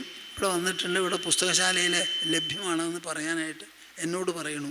ഇത് അവരാരെങ്കിലും പറഞ്ഞാൽ പോരെയാവോ? അപ്പോൾ ഇവിടെ നടക്കാൻ പോകുന്നത് വളരെ ഭംഗിയായി എല്ലാവർക്കും നല്ല സരസ്വതി വിലാസം ഉണ്ടാവട്ടെ. ആ ശ്രീമദ് ഭാഗവതത്തിൽ വ്യാസദേവൻ എന്തെല്ലാം തത്വമൂല്യ സിദ്ധാന്തങ്ങളാണോ നമ്മുടെ ജീവിതത്തിൽ അനുവർത്തിക്കാനും നമ്മുടെ ജീവിതത്തെ അലങ്കരിക്കാനും അതിന് സാഫല്യവും സംതൃപ്തിയും സൗഭാഗ്യവും അണിയിക്കാനും വേണ്ടി പറഞ്ഞിട്ടുള്ളതോ അതെല്ലാം നിത്യജീവിതത്തിൽ കൊണ്ടു നടത്താവുന്നതാണ്, കൊണ്ടു നടക്കേണ്ടതുമാണ്. അതുകൊണ്ട് വ്യക്തി നന്നാവും, കുടുംബം നന്നാവും, സമാജം നന്നാവും, രാഷ്ട്രം നന്നാവും, ലോകം നന്നാവും. ഞാൻ എല്ലാം കൂടി പറയുന്നത് characteral elegance, behavioural majesty and interactional excellence. ഇങ്ങനെ 3 കാര്യങ്ങളെക്കുറിച്ച് നമ്മുടെ പുരാണങ്ങളും ഇതിഹാസങ്ങളും ഒക്കെ പറയുന്നുള്ളൂ. ഒന്നെന്താ? ക്യാരക്ടറൽ എലിഗൻസ്, സ്വഭാവ വൈശിഷ്ട്യം. പിന്നെയോ പെരുമാറ്റ സൗഷ്ഠവം. പിന്നെ സമ്പർക്ക മികവ്. ഇൻട്രാക്ഷൻസ് നടത്തുമ്പോൾ അതിൽ നല്ല മികവ് നമുക്ക് വേണം. ഈ 3 ഗുണങ്ങൾക്ക് വേണ്ടിയുള്ള തത്വമൂല്യ സിദ്ധാന്തങ്ങളാണ് ശ്രീമദ് ഭാഗവതത്തിൽ മറ്റെല്ലാ ഗ്രന്ഥങ്ങളിലും എന്നപോലെ വിവരിച്ചിട്ടുള്ളത്. ഇത് നല്ല പോലെ ഊന്നിപ്പറഞ്ഞ് നമ്മുടെ സമാജം കൂടുതൽ നന്നാവട്ടെ. നിങ്ങളുടെ എല്ലാവരുടെയും കുടുംബങ്ങളിൽ നല്ല കുട്ടികൾ ഉണ്ടാവണം. അത് ഒരു തലമുറയിലല്ല, വരും തലമുറകളിലും നല്ല കുട്ടികൾ ഉണ്ടാവണം. അവർക്ക് ആദ്യം വേണ്ടത് കുടുംബസ്നേഹമാണ്. ഒപ്പത്തിനൊപ്പം സമാജസ്നേഹവും വേണം. അവരെല്ലാവരും പഠിച്ച് നന്നായി നല്ല നല്ല സ്ഥാനങ്ങളും മാനങ്ങളും വരുമാനങ്ങളും ഒക്കെ ഉണ്ടായി നമ്മുടെ രാജ്യത്തിൻ്റെയും ലോകത്തിൻ്റെയും ഉത്പാദനശേഷി വർദ്ധിപ്പിക്കാൻ അവർക്ക് സാധിക്കണം. ഇങ്ങനെയൊക്കെ ആയാൽ നന്നാവും. അതിനെല്ലാറ്റിനും ഇടവരട്ടെ. ഞാൻ എല്ലാവരെയും ആലിംഗനം ചെയ്ത് അനുഗ്രഹിക്കുന്നു. സർവത്ര ഗോവിന്ദനാമ സങ്കീർത്തനം. ഗോവിന്ദ ഗോവിന്ദ. ഭാഗവതം